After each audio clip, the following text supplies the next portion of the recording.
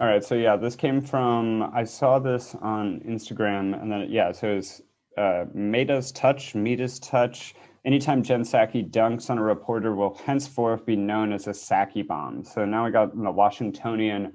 Jen Psaki now has a Twitter hashtag, Psaki bomb, or hashtag Psaki bomb. The White House press secretary's knack for swatting away questions she doesn't like has a name. Okay, so in this article, it says, White House Press Secretary Jen Psaki is trending now on Twitter after refusing to address recent controversies involving Marjorie Taylor Greene and GameStop during her briefing on Friday. Psaki deflected a question about Greene by pointedly saying, "We don't want to elevate conspiracy theories further in the briefing room, and I'll leave it at that." When another reporter asked whether President Biden would discuss the GameStop situation with his economic team, calling it a big story, she replied, "I know it's a big story, but our focus and our big story is getting the American people back to work." Ugh. Progressive politics site Meet Touch today dubbed Psaki's ability to subtly smack down questions she finds frivolous a Psaki bomb. And the term quickly took off with hashtag Psaki bomb soon trending on Twitter. Noting the term's similarity to the Psaki bomb cocktail, Twitter wits have now started creating recipes for the Psaki bomb drink. Others are using the hashtag simply to express their fandom of the new press secretary, who is already distinguishing herself both by her low-key style and by the fact she has actually, been holding regular press briefings. Wait, two things. They're making a drink. Yeah, we don't have any recipes here yet, or not on this. Oh, and then the article ends with, so what does Psaki herself make of the hashtag Psaki bomb phenomenon? We'd call her up and ask, but we don't want to get Psaki bombed. Wait. So Uh, this is the progressive web. This is a progressive website, quote unquote, that yeah, is promoting the Saki bomb or saying that it's, they or is they it criticism? they coined it. No, it's well. They said it was her dunking on reporters. Like it was like Jen Psaki is owning reporters for asking stupid questions or frivolous questions, as that article states. It's the Biden's war on press. What? Yeah, what the fuck? Like, why are we? First of all, like the idea that there are people who are fans of the White House press secretary is a super lame. Like Yeah. super fucking lame. It's the press secretary. It's not a sexy job. It shouldn't be. Let's No. let's let's not kid ourselves that this is cool or this is a cool person or a good person. I mean, this is we were talking about this last week of the fucking softball questions she was asked of like whether or not she is going to, stand for truth and transparency, which is, I don't want to belabor this, but on its face, a ridiculous question to ask a press secretary. Let's not forget that a press secretary is not a journalist. They are there to feed a narrative to journalists. It is the job of the journalist to question that narrative, ferociously. Like, when did, I don't know. I think, what do you think about this? Because like this really changed on a dime. Biden's been president for what, 2 weeks now or something? I think this is the first full week, right? Yeah, the first full week, so a week and a half. Mhm. And all of a sudden, like, it's in vogue to be deferential and complacent to the fucking White House press secretary. And like this idea of like, oh, it's so cool when she shoots down, using that article's words, she shoots down a question she deems frivolous. Who the fuck who the fuck made her the arbiter of whether or not something is an important question? And by the way, the GameStop thing is not a small matter. Mhm. Like, it's not like that is newsworthy, and like she doesn't get to decide what is or is not newsworthy, and she doesn't get to decide what is or is not a dumb question. Like, that is on its face absolutely ridiculous. Like, yes, it's nice that we don't have to deal with a Trump press secretary who were all objectively terrible. Like, that's, there's no room for argument there. But like, just the fact that she's not them does not make her some like girl boss hero. I think that is a good introduction to this week's show. We are back again. I'm still mad about this. I'm not done. No, it's okay. Again, going for all seasons, we are back for episode 4. We have an exciting show this week. As always, I know you've been waiting on pins and needles for us to be back.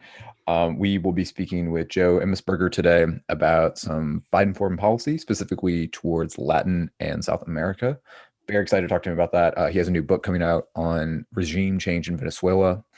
To be more specific, U.S. regime change towards Venezuela. So we are excited to talk to him.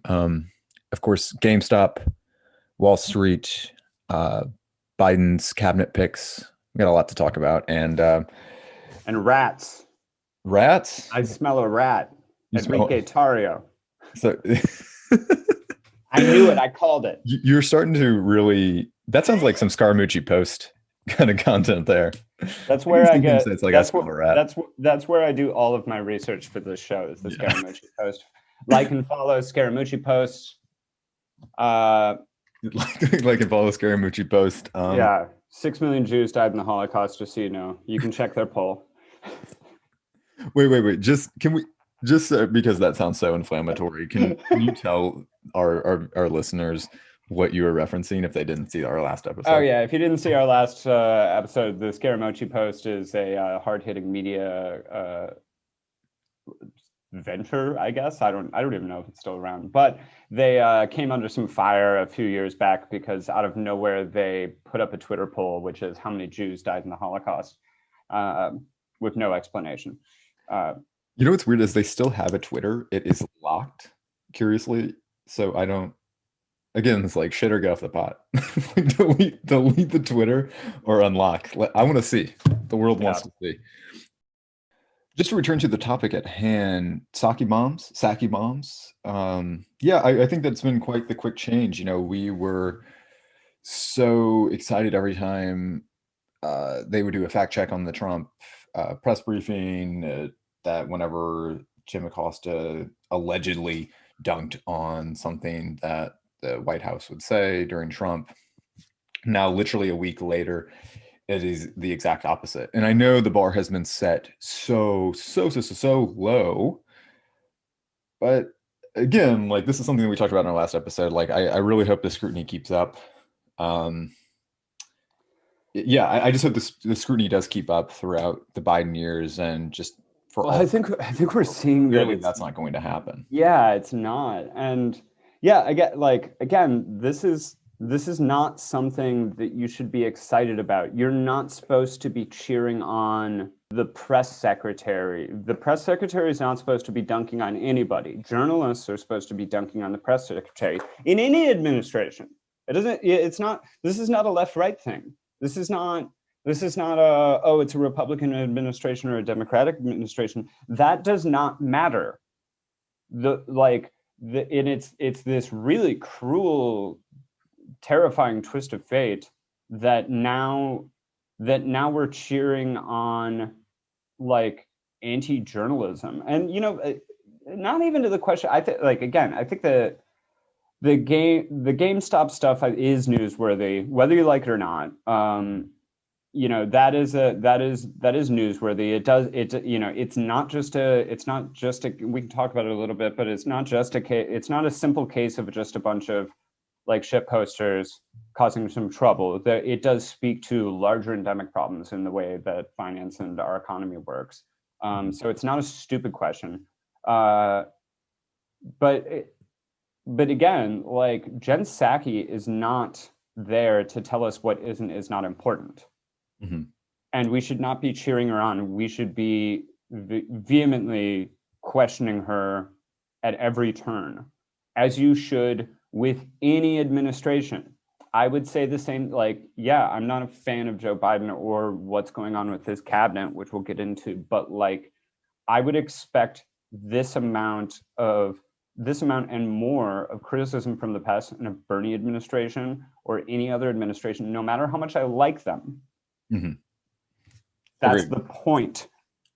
I'm getting a little deja vu from after Bush left and we got Obama in, and there was again this like sudden switch from like completely adversarial takes towards the administration that was full of lies, the Bush administration, Mm-hmm. when the Obama administration came in. So like again, maybe this is just this like first few weeks jitters, and then as soon as I don't know, there's a whistleblower that says the Biden administration's mass spying on American civilians, like they'll be a little bit tougher.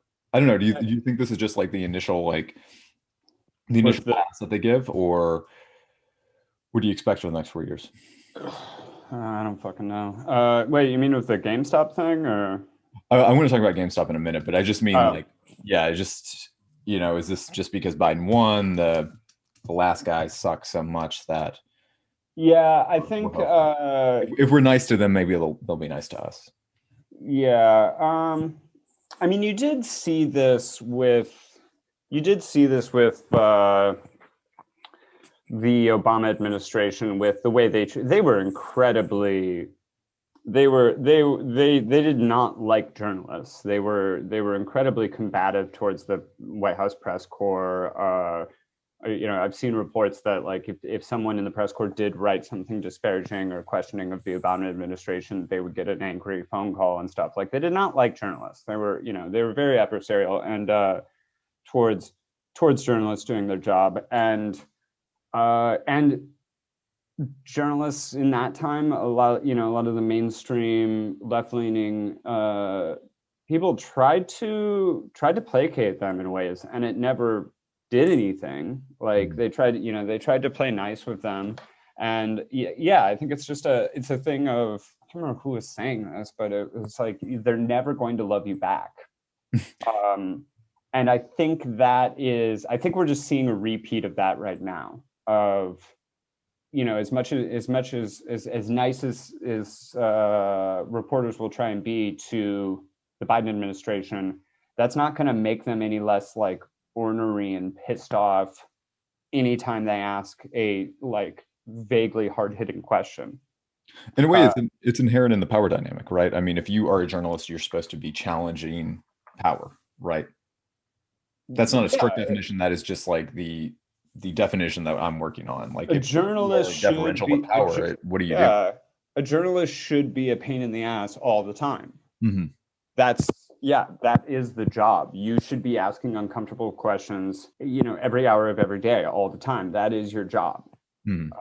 Like you're not supposed to. You're not. You can leave the like fun little interviews to Jimmy Fallon and Jimmy Kimmel and Stephen Colbert and stuff, but that like a journalist should be a pain in your ass, bothering you, if you're a person in power. I mean, on that note, it reminds me of this book I read about weapons of mass deception. It came out during the Bush years, and it was about, a lot of it talked about embedding, especially during the Iraq War. And I think this is something you and I have talked about before, but you ended up getting these very obscured reports about the Iraq War because to actually report on the war, a lot of these U.S. journalists had to be embedded with the troops. Right. It's a ride along. What's that? It's a ride along. It's like doing a ride along with, you could do a ride along with the LAPD or NYPD or CPD or something, and they may seem great and heroes and stuff like that because they're not going to show you the real, how the sausage is made. Plus, you can't start reporting negative about these people who you're embedded with, or else one, you're going to lose your press credentials, and two, no one's going to talk to you. On the note, let's talk GameStop a little bit. Again, like you and I have obviously worked on Wall Street for the last 10 years on the trading room floor, so we are very knowledgeable on the subjects. Yeah, I'm not as up to date as I used to be. I wouldn't call myself an expert trading. The Chicago Stock Exchange saw to that. But I will speak with as much intelligible information as I can. So a friend of mine who I will not name, but I could read this off. A friend of mine who is quite savvy with investing and stuff, and it's a hobby of his. And he actually did get in on this. So he was one of the people who invested in GameStop, and then I think got out with making, like 150% profit or something. But I messaged him the other day and I was like, hey, did you actually invest in it? And could you explain what happened? And his response was pretty funny. So I was wondering if I could just read that. Yeah, please. Okay, so he said, in general, the idea is that big hedge funds were betting on GameStop failing as a business and placed large sums of money on it, shorting the stock.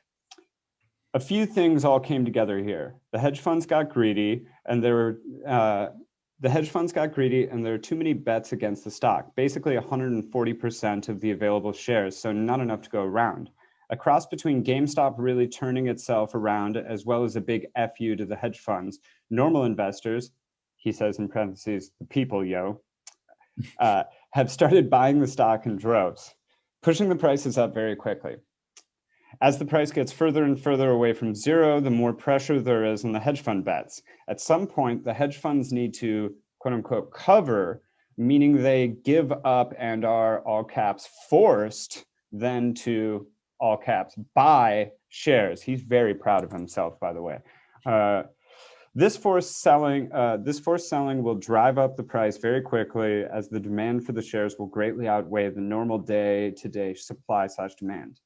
As panic sets in with a skyrocketing all caps price, more of these hedge funds are forced out, thus causing the price even higher. This process is called a short squeeze, and it hasn't even happened yet. Right now, the high price is just from the huge demand.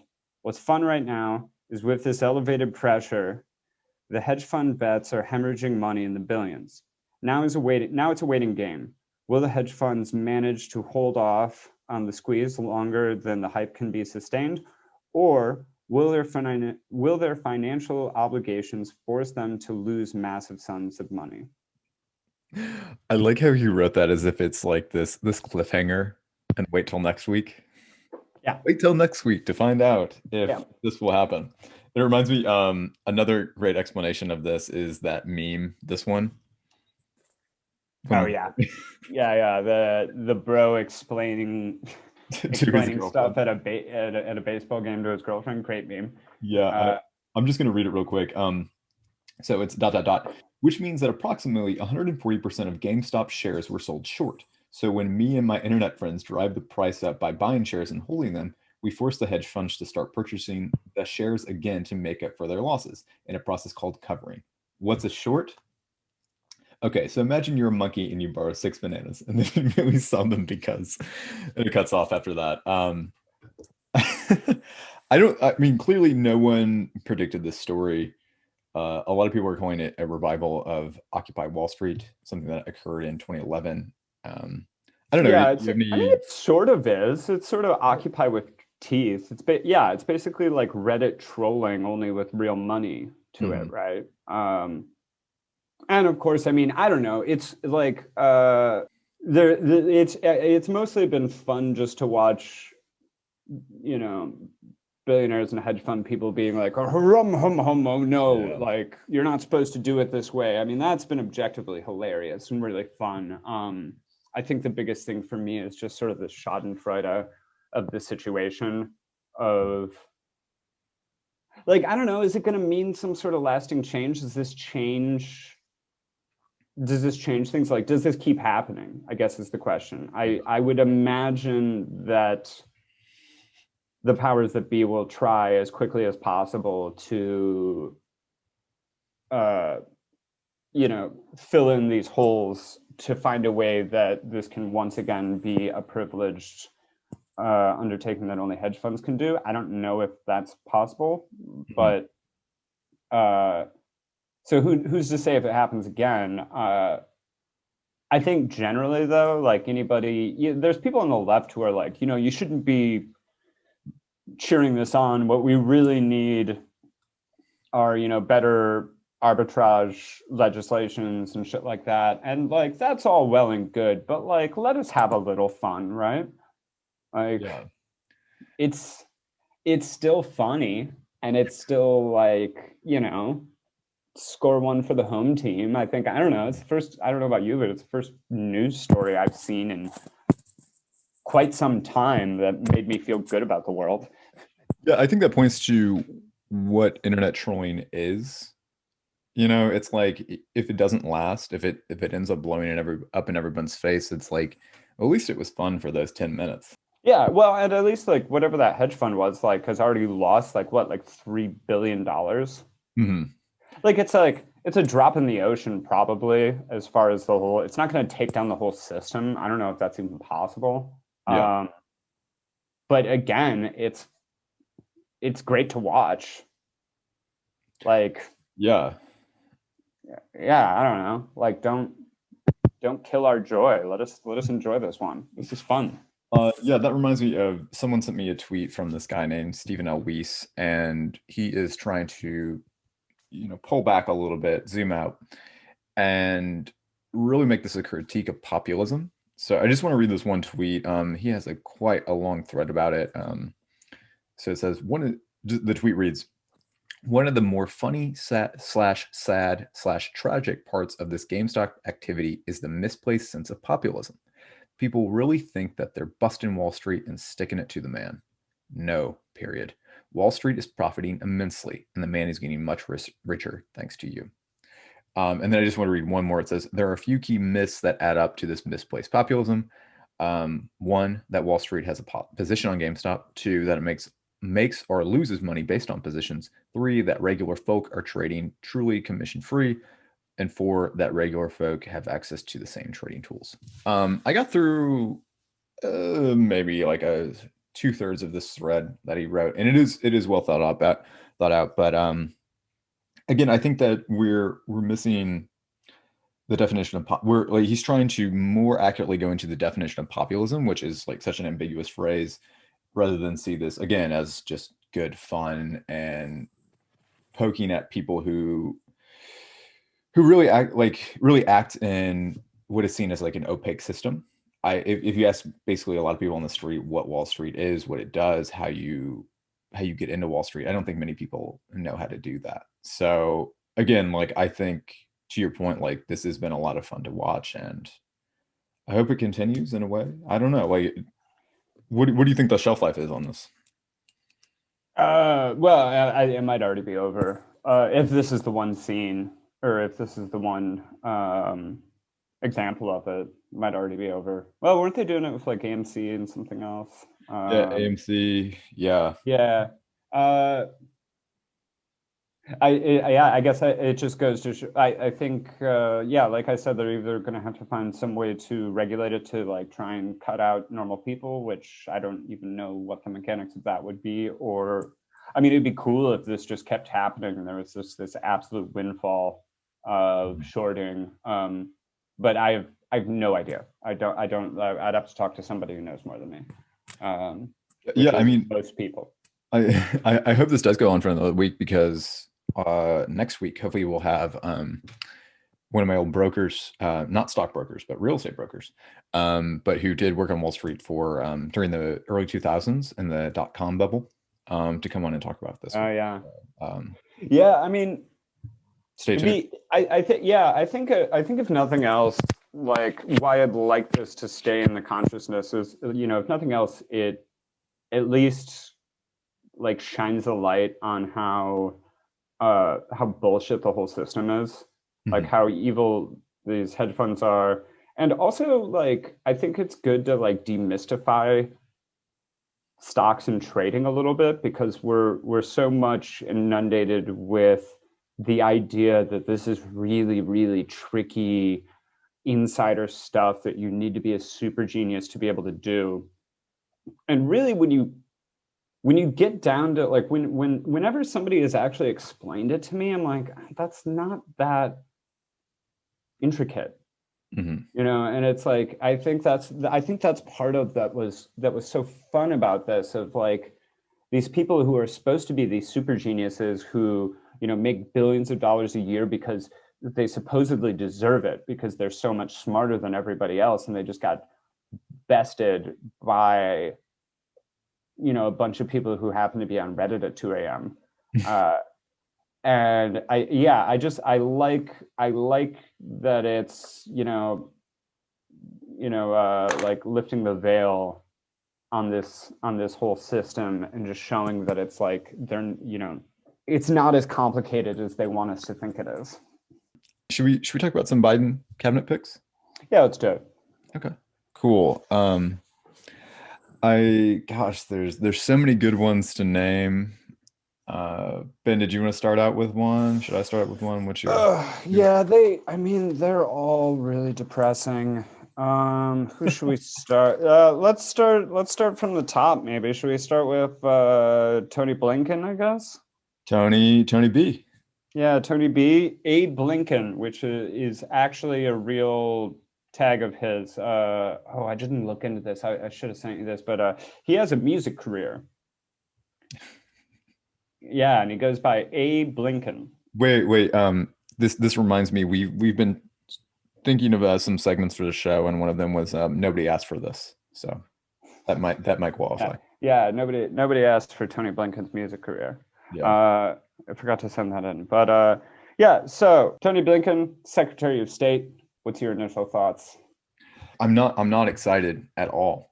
Yeah, I think one that has stuck out to me that's not really getting much play is the Iran nuclear deal. I can't remember if we mentioned this in our last episode or not, but prospects for returning to the Iran nuclear deal, which was hailed during the Obama administration. It was actually one of the first journalistic things that I worked on.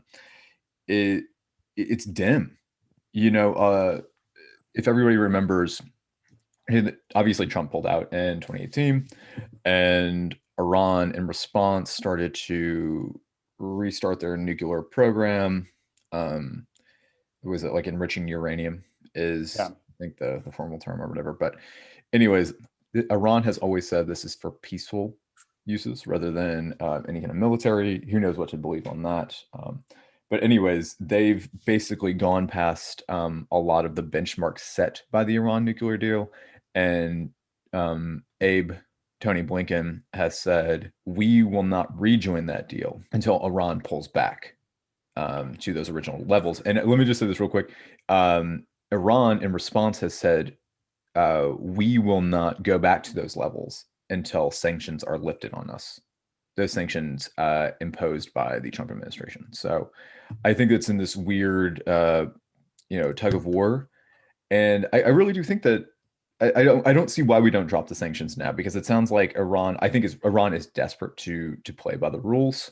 I could be wrong on that, but I think they were quite we were getting close. You negotiate with your so-called adversaries. So I think we should pull back sanctions, but that's just it's really sad to hear that this is the state of the current Iran deal. By the way, Europe is still committed to the Iran deal and has been throughout the Trump years. So we're kind of in a bad place with this.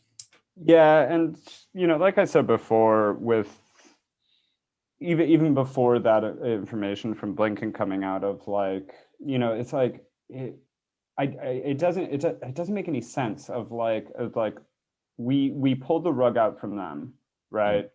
Mm-hmm. Under Trump, and after they had been playing ball and completely fucked them over. And then put more sanctions in. And then now it's like, well, what's different about this administration's policy from the last one? It's like, we just keep moving the goalposts for them. And like I said before, as to rejoining the agreement from Iran's perspective, why the fuck would they? And that was actually liberal criticism. They have no reason to trust it. Yeah. If I was in their position, I don't see what's the benefit of it, of even if the Biden administration, which they obviously don't, because it's a very popular thing to remain anti-Iran. Of all the things that he's going to undo with executive orders from the Trump years, rejoining Paris Climate Accord and Muslim ban and stuff like that. Those ones were easy, obvious layups. But the Iran one, I think, is one that's easy for them to fly under the radar with and not have to address. Mm-hmm. I was saying, it was like liberal criticism right before Trump was going to pull out, to not pull out because it would delegitimizes any future agreements, including this agreement, the Iran nuclear deal. So whatever criticisms you might have about that, I still think that we should drop the sanctions. We should re-enter the treaty, and start anew. But Tony A. Blinken doesn't really feel like that.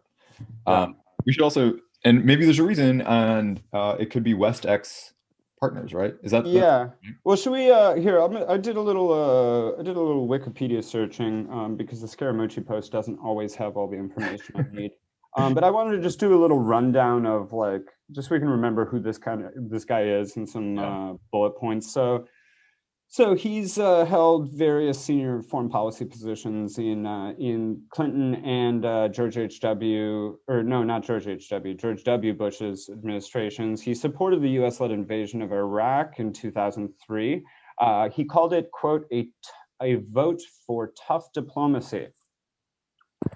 Because apparently 1 million Iraqi people dead is just tough diplomacy. I love euphemisms. Yeah, supported the 2011 military intervention in Libya under the Obama administration, supported arming Syrian rebels, supported Saudi-led intervention in Yemen. We'll see how now they're talking about not supporting that anymore, or not supplying arms anymore, so I'm sure he'll be miffed about that. Worked with Biden on requests for American money to replenish Israel's Iron Dome during the 2014 assault on Gaza. If you remember, that would be Operation Protective Edge, I believe, which resulted in 2,202 Palestinians killed, 63%. That's 1,391 Palestinians were not hostiles. Of these, 526 were children. So as this was going on, if you remember, it was really disgusting to continually see the news reports of this the summer of 2014. And Tony A. Blinken was actively trying to send more money for missile defense for them. Let's get into West Exec Advisors and Pine Island Capital Partners. So 2 hedge funds, basically like facilitating relationships between Silicon Valley and the Department of Defense. Were they hedge funds, or were they just like national security? How do we want to describe them? Pine Island is a hedge fund, I believe. Right. West Exec Advisors. It's like a consulting group, right? Yeah, consulting. Mm-hmm. But yeah, West Exec worked with defense industry, private equity firms, hedge funds. Also involved with both of these, or with Pine Island, I think specifically, Michelle Flournoy, who was floated for Secretary of Defense, and Lloyd Austin, who is the Secretary of Defense now. Throw it up. Also, he is a member of the Council on Foreign Relations and has worked as a global affairs analyst for CNN. So we can put that on our tally of politicians, cabinet members, past and present, who find a comfy seat behind or in front of the camera on CNN or MSNBC or otherwise. Good old revolving door. Yeah. So that's Tony Blinken in a nutshell. We're going to see a through line with him with Michelle Flournoy. She's not getting a cabinet position, right? I don't think she's getting a cabinet position, but I wouldn't say it's the last we hear of her during the Biden. Yeah, she's cut from the same cloth, but we'll see this with Blinken and with Lloyd Austin and others. Very they're war profiteers. These are people who are, and I don't know if I don't know if there's zealots in the way that some neocons are like, John Bolton's of the world who, like John Bolton, who just, masturbates to the death of brown people every day. I don't know if like people like Blinken are like ideologically involved or like aligned with anything. Like, I don't know if he cares about anything other than like this man is like intrinsically tied to the defense industry or into like weapons manufacturing, and if it's just a bottom line thing. But he's one example of many in this cabinet who have spent a good amount of their life making a lot of money off war. I think that brings up something in that clip you shared in our doc about like what Sagar said, that Hill video going into West X and West X. I don't know if I'm West Exec. West Exec, excuse me. Yeah. And that they're not ideologically rigid, right? Yeah. And he had a good point. He's like, if they were new and conservative, in fact, if they were new and conservatives, I could understand it. I can in a way respect it more because I understood their position, but they do not have an ideological position other than ties to the defense industry. And lately you've seen it develop. They basically are going to continue Trump's hardline approach to China, specifically by reaching out to places like Taiwan, I presume Vietnam as well. And if you think about it this way, places like Taiwan, places like Vietnam historically have animosity towards China.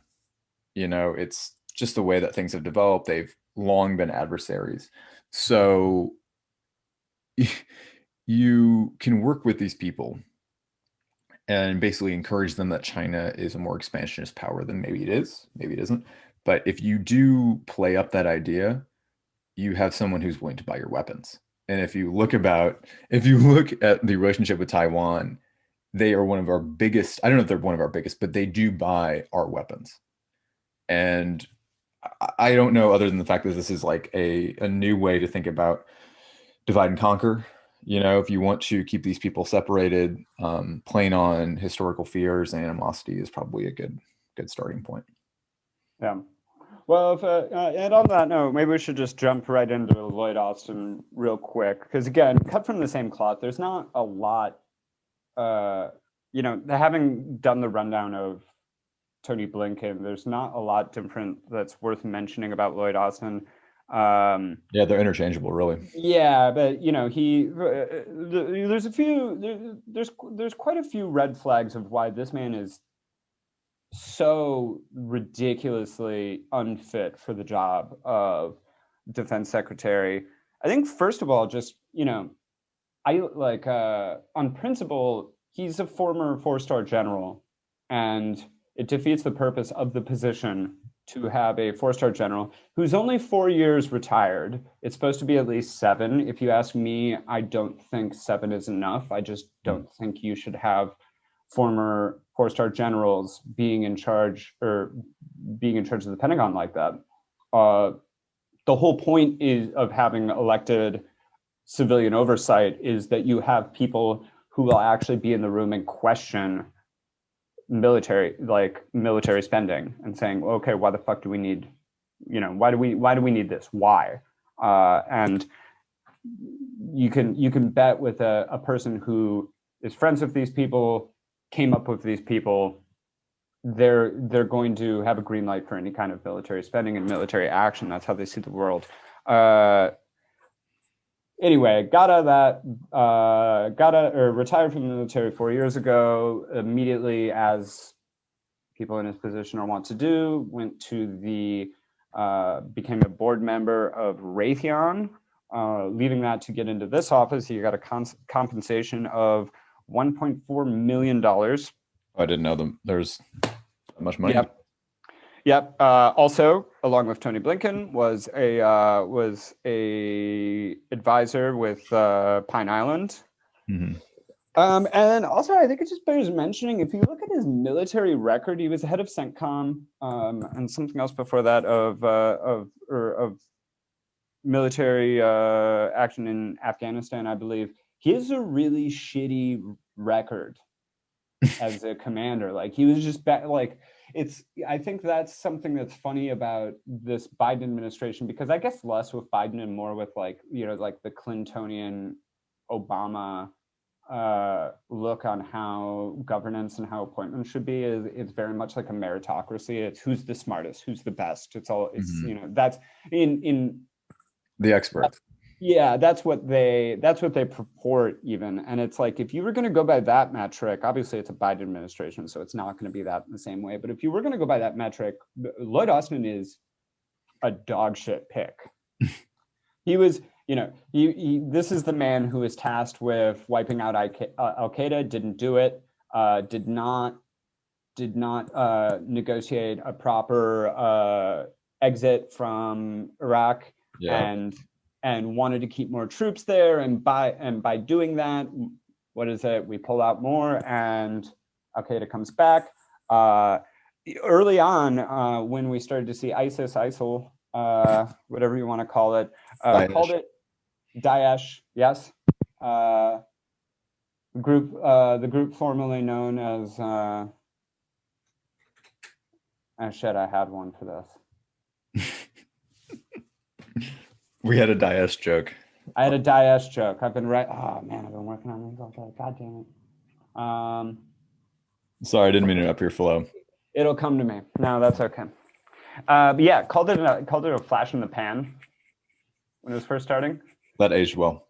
Yeah, yeah. Also, was the mastermind behind the Syria proxy war strategy of training and arming Syrian rebel fighters.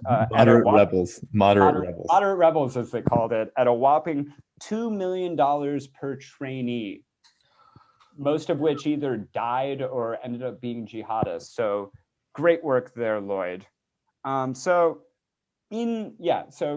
I don't know what else there is really to say about him other than, first of all, terrible military leader, and also completely compromised financially. And same with Blinken. And I think that's the thing that I think we may have spoken about this before, but this is really emblematic, I think, of how Biden is similar to Trump in a way of how he governs or how he's going to pick his people, where it's really like, the thing was like, Lloyd Austin had a personal relationship with Biden. Apparently he was very close with Beau Biden. And I feel like that's very much how Biden does business is, I know this guy, I like this guy. Same with Blinken. Blinken has, worked alongside Biden for a long time. So it kind of, it seems to be with a lot of these picks, a mix of, are we ticking a certain box for diversity hires? And do I know this person? Do I like this person? Or did Beau like this person? I think that was something our somewhat friend of the show, I haven't decided if we're going to allow him on, but Mehdi Hassan had a good rant about Lloyd Austin and saying that like and I feel the same way. It's like, first Black defense secretary. Yes, absolutely. Love it. Great. But why does it have to be this guy? They had to get a waiver in the same way that they had to get a waiver for Trump's pick Mattis. MSNBC, to, the clock that is right twice a day, actually did bring this up. Are we losing civilian control of the military? And I think this is, again, it's happened in 2 administrations, and I don't see why it wouldn't continue. If they were willing to pass one waiver for Trump, of all people, you knew it was going to pass with Biden. And I just don't. I don't like this trend. It's not. Yeah, and it's like, of all the things, like, there's so much talk about undoing all the damage that Trump has done. Why is this not part of it? It's really frustrating that it was such a big deal when Mattis got confirmed at this, and it was like, we all knew it wasn't good. And it's like, how, who are you convincing that you're effectively any different? With Mattis, I was reading some of the old articles, and they approved it because they thought Mattis was going to rein in Trump. That's why it passed. They're like, you know what, we can deal with this once because Mattis will rein in Trump. And now I feel like this one, it's for a diversity check. Again, very pro having more diversity in power. But why does it have to be this guy? Should we talk about who's yelling now? Who's yelling now? Janet Yellen. Okay. As far as I can tell, though, it seems like, I mean, she's quite the deficit hawk, which at this time is not the greatest thing. She does seem to be policy-wise generally more center-left, so she's a little more left than a lot of the cabinet picks. A big cause for concern, as with, it seems every fucking person in Washington with any kind of notoriety is that she has made quite a bit of money off speaking fees. Yeah. To the tune of, I think, around $7 million. Some of it from what's their name? Owners of Robinhood. So yeah, there's that, and you know, there's some like backlash when people brought this up of like, oh, just because she's a woman, she can't be making money off speaking fees. And it's like, you know, if you're gonna ask me right now, like, Ben, are you saying that people in politics shouldn't be making $500,000 off a speech? Yes, that is what I'm saying. No speech is that good. No one should be making that money. And like you're really going to delude yourself with the idea that these people are just so brilliant, they're so expert, that they're just imparting this unimaginable wisdom that's worth $500,000 or $50,000 or whatever the fuck the fee is. Like, no, this is an exchange between friends, making closer ties. So remains to be seen. Well, I don't have a lot to say about Janet Yellen, but I will say, like, anybody who's enriching themselves that much of speaking fees should not be trusted. Yeah, I agree. And I wonder, again, I don't think most of these speeches are public. Right. So it's not like none of them are. I mean, some kind of information that we're not allowed to see. And then two, again, like you said, it's like no speech is that good. So is this a bribe? We're just not. What are they getting paid for? It's not the speech. Yeah. Yeah, and I mean, this is the same thing we saw with Hillary, with the what was it, the Barclays speech or whatever, where she said you have your public and private personas. Yeah. And it's like, that's exactly what this is, you know, and people tried to brush that off with Hillary too. And it's like, no, this is a really big problem. Left, right, or center, wherever you are politically, like, you should anybody who's making exorbitant amounts of money off speaking fees should be questioned, because it's fucking shady. Like, it is very shady. You should not trust that shit. So that's about all I can say about Janet Yellen. I do need to bring up one thing that I think is really the most important thing to talk about her, which is that when Biden named her as his pick, which, by the way, first female Secretary of the Treasury, another groundbreaking diversity thing. She doesn't seem as woefully unqualified as Tony Blinken or Lloyd Austin, so that is good. But I just wanted to mention that Biden, I think it was back in December, said that they should make a Hamilton-esque musical telling the story of Janet Yellen. And another candidate for nobody asked for this. Yeah, another one. No one fucking asked for this. First of all, the woman has worked her entire life as an economist. Mm-hmm. What? Do you people understand how boring? Like, do you want a hip hop song about teaching macroeconomics at the London School of Economics? What the fuck? Also, yeah, so I saw that, and then I did happen upon a video of the late night Colbert show where they mentioned that, and then Lin-Manuel Miranda actually did make a song about her. I got through about 5 seconds of it before I was like, no, and shut it off like I was Woody Harrelson in True Detective. But Tim Kaine in the membrane. Yeah. Oh God, Tim Kaine in the membrane. I forgot about this. Yeah. God damn. No more Lin-Manuel Miranda. Yeah, but it was basically just like a Hamilton version talking about Janet Yellen, just basically reading off her Wikipedia page, which, as far as I can tell, is how Lin-Manuel Lin-Manuel Miranda writes songs.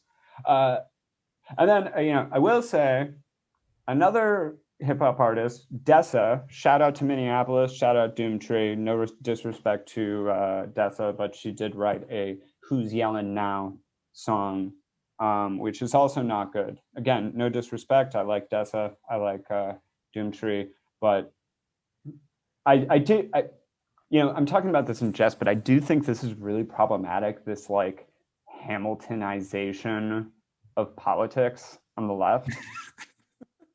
It's like... You need to change your dissertation, by the way. Yeah. Just talk about how Hamilton sucks, and everyone needs to stop telling me to watch it.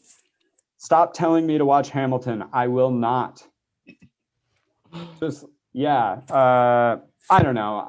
It just makes me mad. I think that's all I have to say about that. But related, there was I don't know how I found this, but before the election, Tenacious D did a let's do the time warp with to encourage people to vote with Pete Buttigieg and Elizabeth Warren.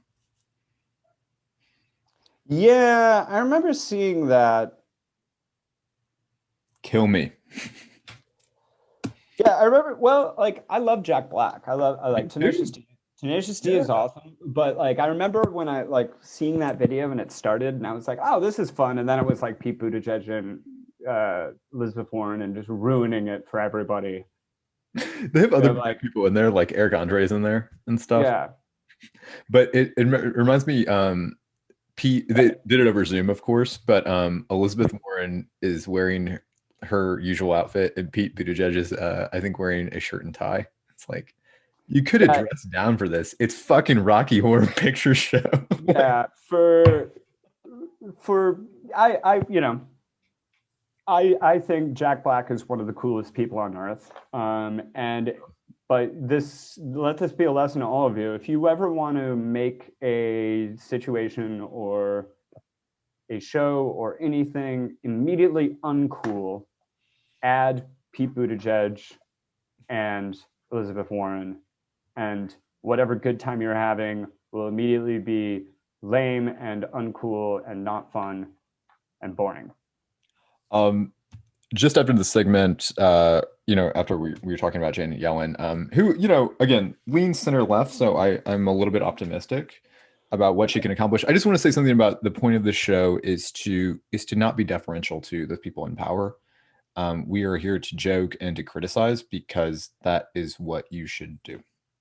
So in case anybody is here to thinks that we're being unfair, there's other podcasts to listen to. So yeah, well, if you do think we're being unfair, if you don't like what we're saying, like and subscribe, retweet, and retweet a bunch. Tweet at us. Tell us what you think. Hashtag VFAS podcast. You can find us on Insta and Twitter. We are really looking to have some online wars, so please start them. Yeah, we're really down. You can also find us on Parler.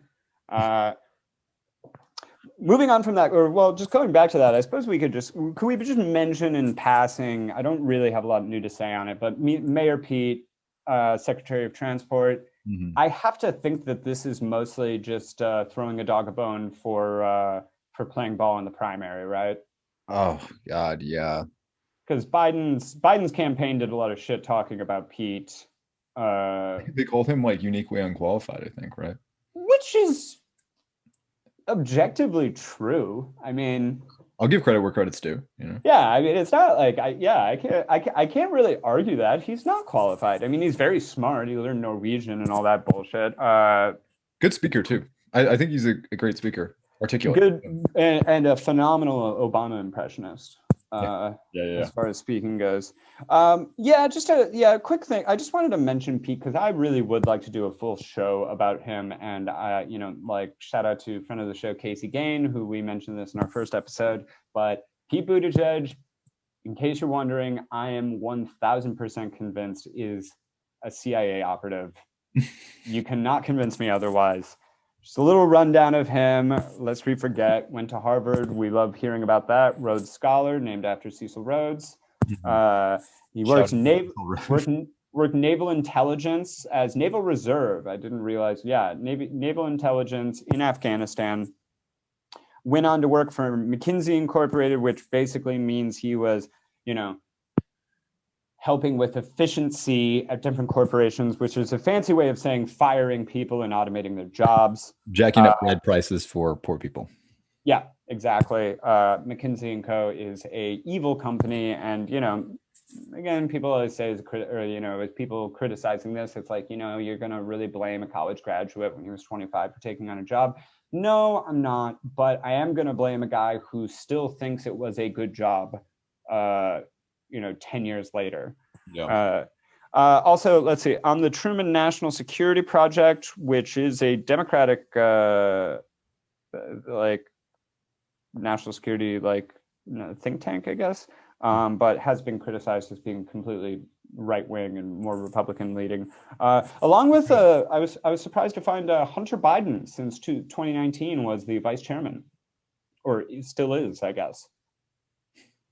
In between, he gets all the good jobs. I love him. Hunter, come on the show.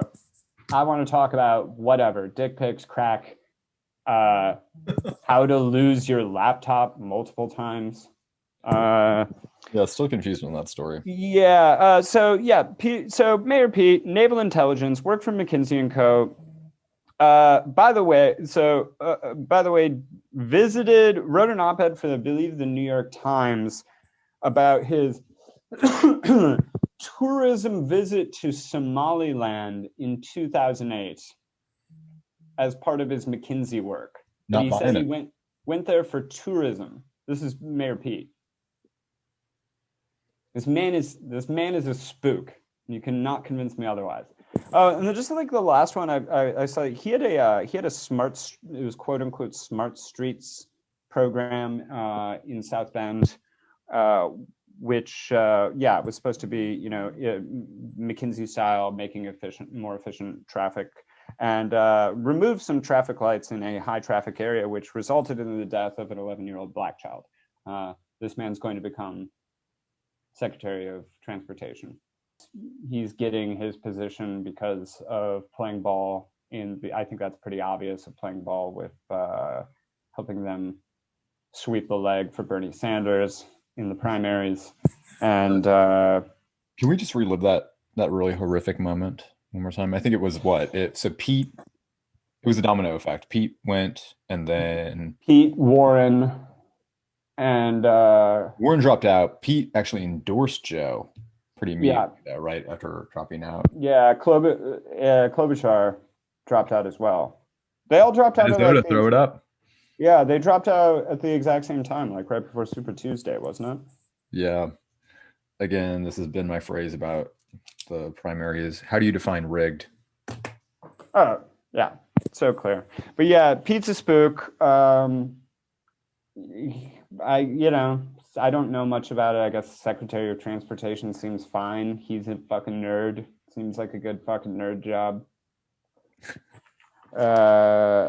Who else? Who do we want to talk about? Should we talk about some honorable mentions? I just want to mention. I just wanted to mention Dana Stroll. This is a bit underreported, and I found it from Sarah Abdallah, who I am confident is a bot. Again, from Sarah Abdallah, it's Joe Biden's pick to head the Pentagon's Middle East desk, boasting about how the U.S. military owns the oil-rich territory of Syria and will use it as leverage in its ongoing war. And then she also says, remember this the next time the U.S. claims it wants to bring freedom and democracy to other countries. And includes a pic or a video of Dana Stroll discussing something really interesting, which, of course, the U.S. has been engaged in a bit of a proxy war. Not even a bit. It's just been engaged in a proxy war of Syria since the Obama years. And started by Lloyd Austin. Say again? Going back to Lloyd Austin. Going back to Lloyd Austin. Yeah. Moderate rebels paid to peacefully overthrow Bashar al-Assad. Got confused with ISIS, Daesh. Insert Daesh joke. Anyways, Dana Stroll is explaining that with not only do sanctions prevent the rebuilding of Syria, which is something Assad desperately wants, having allegedly won the civil war, but also U.S. withholding humanitarian assistance to Syria for rebuilding. So it's kind of keeping Syria in a stalemate, presumably to keep the pressure on. And if we decide during the Biden years to continue that regime change effort, we'll have a weaker country to overthrow. So that is Dana Stroll. We highly suggest following Kevin Gotzola. He did a great thread on a lot of Biden appointees and cabinet picks. Please check that out. It's great. Kevin actually did a lot of good work on the Assange hearing as well. So shout out to Kevin. Definitely check that out. Yeah, let's talk about everybody's favorite pick. This is an honorable mention just because we don't think they're really going to pass confirmation. But Ben, I'll let you take it away. Yeah. So, famed, infamous political consultant, Hillary Clinton's sycophant, infamous tweeter, and all-around very, very mean woman, Neera Tanden. Yeah, I don't know. I just I looking into her. I don't see any world where she fits into anything. I just think everyone should look into her a little bit because she's so goddamn funny. You may have heard that one of the things she's more known for was during Hillary Clinton's, I believe, 2008 campaign. She quote unquote pushed, some people say punched, Fez Shakir, who later went on to become head of Bernie's campaign, after he asked a question to Hillary about her vote in support of the Iraq War. Neera Tanden is just kind of like one of the most onerous pieces of shit, just a very, very toxic character in all regards, and very, very combative to anything really progressive, anti-Medicare for all, anti-$15 minimum wage, anti-union, very strong blue anon, coined the Moscow Mitch for Mitch McConnell. Yeah, I don't really know much to say about her other than she seems incredibly unpleasant. And I don't really see any world where she gets confirmed. Actually, it might be a good job for her. White House press bouncer. So when Jen Psaki isn't able to dunk on somebody rhetorically, Neera Tanden can just sock him in the mouth. Yeah, after the Corey Lewandowski precedent. Yeah. Can you just read the Lawrence Lessig story about Tanden? So in 2016, a hacker obtained access to Podesta's private emails, which included exchanges with Tanden. In one exchange on August 11th, 2015, while discussing news that Harvard University law professor Lawrence Lessig was exploring a bid for the Democratic nomination, Tanden wrote of Lessig, quote, "I fucking hate that guy." Lessig responded to the incident by saying that while he supported whistleblowing and a pardon of Edward Snowden, Tanden should not have to be burdened with having her private emails scrutinized, and that it was not in the public interest. Tanden called the release of her personal communications, which often feature her blunt private assessments, a painful experience to endure. So yeah, those were from the Podesta leaks from 2016. I think we should do the 2011 one too. I'll read this. Yeah, yeah, go ahead. In October 2011, Tanden suggested in a private email made public by WikiLeaks that, quote, it, quote, doesn't seem crazy, unquote, to hear that Libya should, quote, partially pay the U.S. back, unquote, with oil for the U.S. intervention. Friend of the show, Glenn Greenwald, noted the similarity to what Donald Trump said about Iraq oil. Quote, "I say we should take it and pay ourselves back," unquote. In September 2013, when President Obama was considering bombing Syria, Tanden tweeted, on Syria, "Well, I don't want to be the world's policeman. An unpoliced world is dangerous. The U.S. may be the only adult in the room left." And I guess that's this is the connecting through line with all the people we've sort of mentioned here today.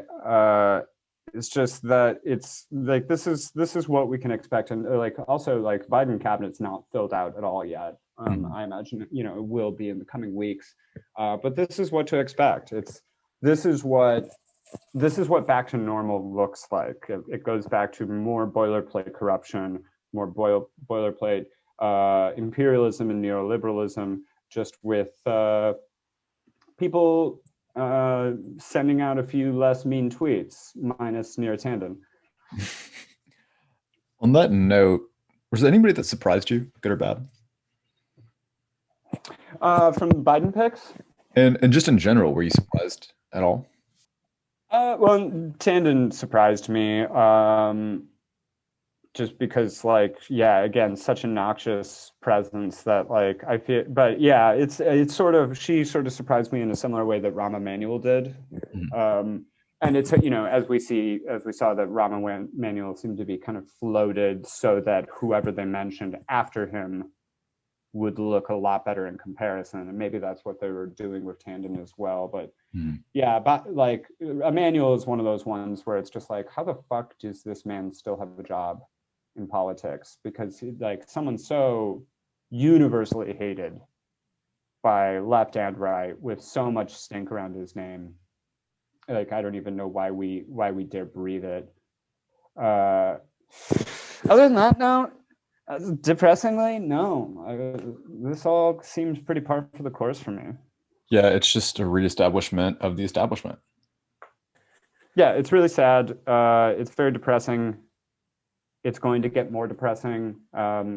Let's not forget that getting back to normal in terms of getting back to 2015, what came after 2015?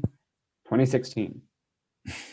So getting back to normal means repeating the same mistakes and getting ourselves in the same shit again.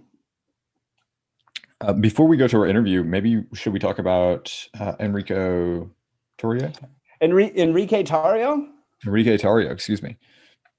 I smell a fucking rat. That's my that's Scaramucci again.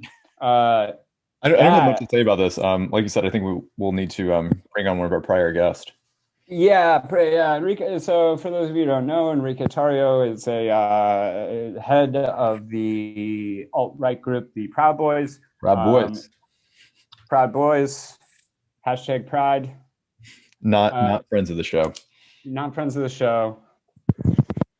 So it was recently outed by a Reuters article that he is a prolific FBI informant and has worked on plenty of sting operations and stuff. And I'd actually really like to get Casey Gain on to talk about this, because my first reaction with it was like, yeah, that doesn't surprise me. There's a lot of, if you think of like famous, first of all, it's the FBI.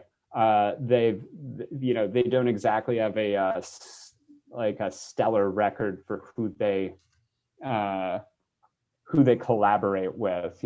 Frank Lucas in New York City back in the day with the heroin trade. You have Whitey Bulger, of course. Countless mobsters. Whoever got Fred Hampton killed. I mean, there's a long list. Some proven, some not. So that didn't surprise me, but I gotta say, I do feel it made me a little more conspiratorial about the Proud Boys. And it's, definitely, you heard it here first, definitely means the Capitol riot was a false flag. We know for sure now. Hashtag QAnon, hashtag. Yeah,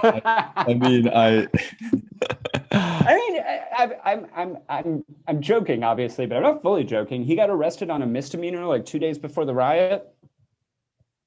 Fuck off. There's something weird about that. Yeah, who would have thought that the FBI would be working with informants to infiltrate groups and eventually get them arrested? Yeah, and to the point that I'm surprised. I'm shook.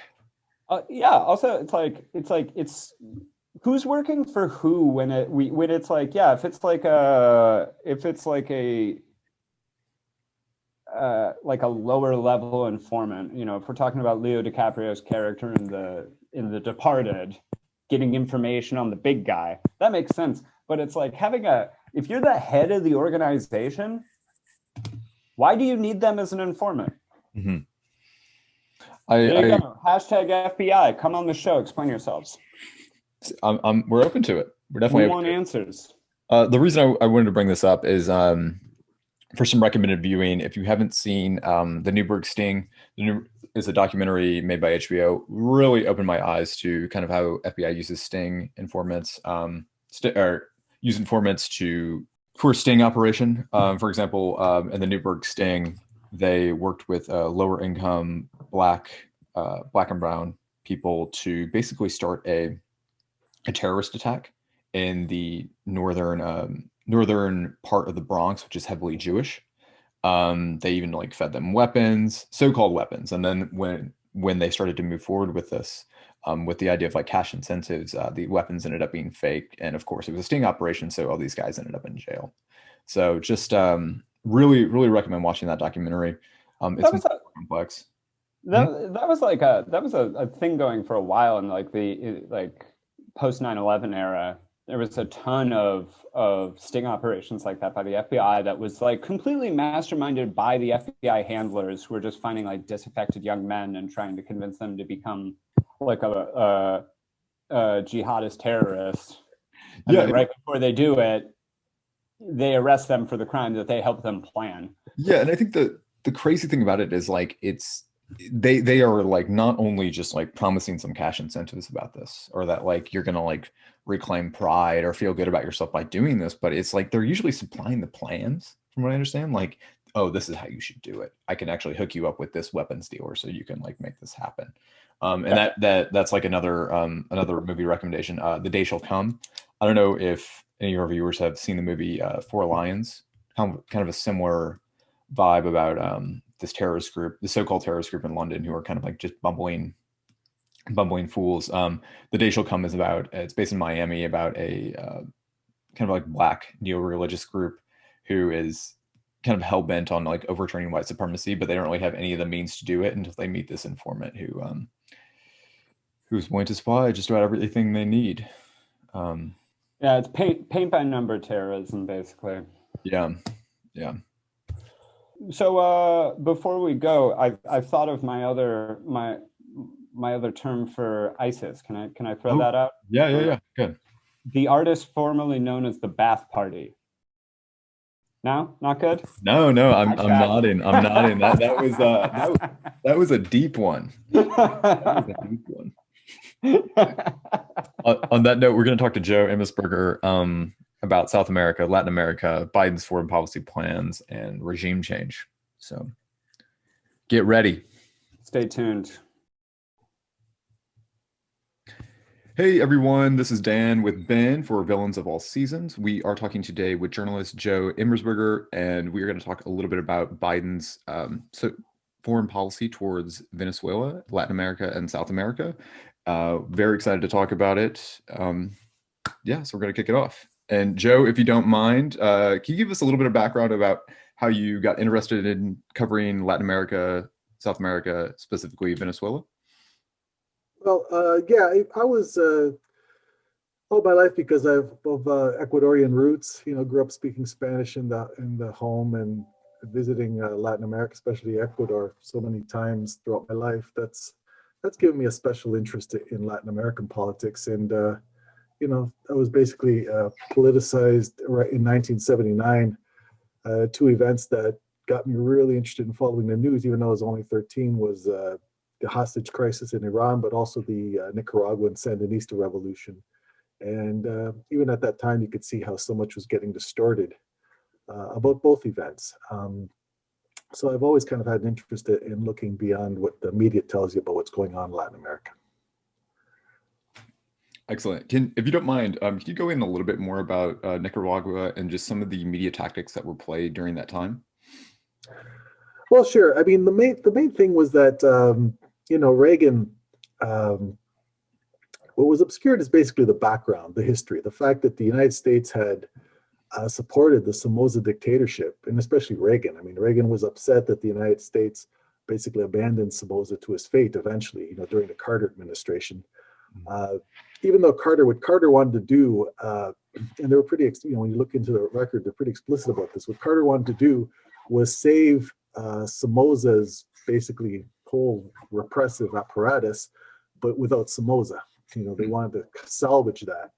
And they weren't able to do it. There was just too much popular revulsion by 1979. But I mean, Nicaragua had been under US-backed dictatorships going all the way back to the early 1900s, because the United States occupied Nicaragua directly for a number of years, directly with its military forces, and then left in place the Somoza dictatorships. It was the father-son, father and I can't remember the son.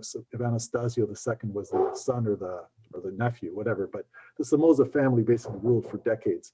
So all of that was obscured, and the United States was playing up its supposed commitment to democracy at that time, and just obscuring the whole history, that they had no credibility whatsoever to talk about human rights and democracy in Nicaragua, especially under the Sandinistas, who were trying to undo this legacy of almost a century worth of dictatorial rule. And on that note about this U.S. idea about whether they're directly occupying or just meddling or having any effect on Latin and South American politics, this was part of the Monroe Doctrine, right? Yeah, well, this is the idea that the United States basically decides has the ultimate veto authority over what happens in Latin America. In fact, there was an interesting article in some time ago I wrote about. I can't remember if it was Washington Post or New York Times, very recently, where it expressed grave concern that China is looking to exert veto authority in Latin America through its investments and such. So basically, it's kind of projection, right? Because what they're worried is, well, hey, people are going to have options now. So they're worried about a veto authority. But that's what it's about, right? You can let them run their own affairs, but ultimately, the United States has declared itself the government that has ultimate veto authority over who's legitimate, who isn't, and what they get to do. One thing I want to hone in on, and I say this specifically because I know you're writing a book about it, it's about to be published, is Venezuela, and how Venezuela really became the main target, the bullseye out of Latin America and South America. Sure. Well, I think WikiLeaks did a nice job of exposing the general strategy that you can see. At the beginning of this century, a whole bunch of left-leaning governments, different, but basically left-leaning governments became elected in Latin America. And Hugo Chavez's government was one of the very first. In 1999, he took office. He was elected in 98, took office in 99. And there was a little brief honeymoon period with Chavez, because a lot of times people get elected on left-wing rhetoric, on reformist rhetoric, but then don't follow through. So there was a kind of a feeling out process. But by 2001, they pretty much realized that Chavez was not going to be a puppet, a U.S. puppet or a hypocrite. He was going to follow through on his promises, and they were already beginning to demonize him right back then. And then there was a U.S.-backed coup in 2002. And I think what's clear is from the WikiLeaks, what they reveal is that, there's a big concern. Everyone knows that Venezuela has tremendous oil wealth, and with that oil wealth comes the potential to exert kind of a regional influence, provide people options that don't tie them to the United States or to the IMF, to the institutions that the United States traditionally dominates, like the IMF or the American Development Bank, those kind of organizations. So. And again, same thing I just mentioned with China. They don't want people to have options. They don't want people to have independence. They want ultimately the veto authority to reside in Washington. And so Chavez was a threat to that. But with all these left-wing governments, left-of-center governments emerging at the time, it's not a smart strategy to try to demonize all of them, at the same time. The strategy was to divide them, treat some much better than others. And Venezuela took up the brunt of the hostility. There was if you recall, for many years, if I can be a bit crude about it, they basically kissed Lula's ass in Brazil, right? Mm-hmm. I mean, he was the good boy, right? Because that was the strategy to divide them. But when Lula was eventually imprisoned, by that time, when the dynamics had changed, they could care less. He was no big deal. He was in prison, and it was not a big deal because he was of no use to them anymore in that way. Because they really don't want any progressive governments of any stripe in Latin America. They want pretty much the most right-wing governments they can get away with supporting, and because those are the ones that are more more reflexively tied to Washington. It'll follow orders and do what they want. I just want to ask one last question, then I want Ben to jump in. I know there was that leftward shift in the 2000s with Chavez and other leaders that came through. Can you give a little historical background before that and some of the more right-wing governments that were supported by the U.S. and other Western powers? Yeah, well, the whole 80s has been referred to as kind of a lost decade. It was a shift around the world, but in Latin America towards more what has come to be known as neoliberal policies, right? Where you have central banks that basically are what they call independent. It means that they really they're not independent really, but it really means that they obey private financial interests and don't respond to the elected government. So central bank independence is a big thing, privatizing public services, eroding workers' rights, weakening unions, a whole menu of policies that basically shift economic policy to the right in favor of the already wealthy. And so that kind of came to the fore in Latin America. For instance, in Ecuador, it led to a massive migration crisis when the whole economy imploded in 1999. And it led to hundreds of thousands of people fleeing the country. And that's one of the things that brought Rafael Correa to office 6 years later. He was elected, took office in 2007. And so it was in Venezuela also had a very, when oil prices tumbled in the 80s, it's always been since the 1930s, Venezuela's been a major oil exporter. But by 1990, around 95, I can't remember the exact year, there's a New York Times article that talks about the fact that only 57% of Venezuelans could afford to eat more than one meal a day. So this is several years before Chavez, and this is several decades of them being a major oil exporter. And so they report this, but nobody, of course, says, well, capitalism failed, or makes the obvious conclusion. What happened? They have all this oil wealth. What happened to all these decades? What happened to it? Yeah. Because there's never, if a socialist government, left-leaning government runs into trouble, then there you go, socialism sucks. But if it's a long-term failure of capitalism, then that conclusion is never drawn. It's just swept away, and bad culture, whatever, some other excuse, right?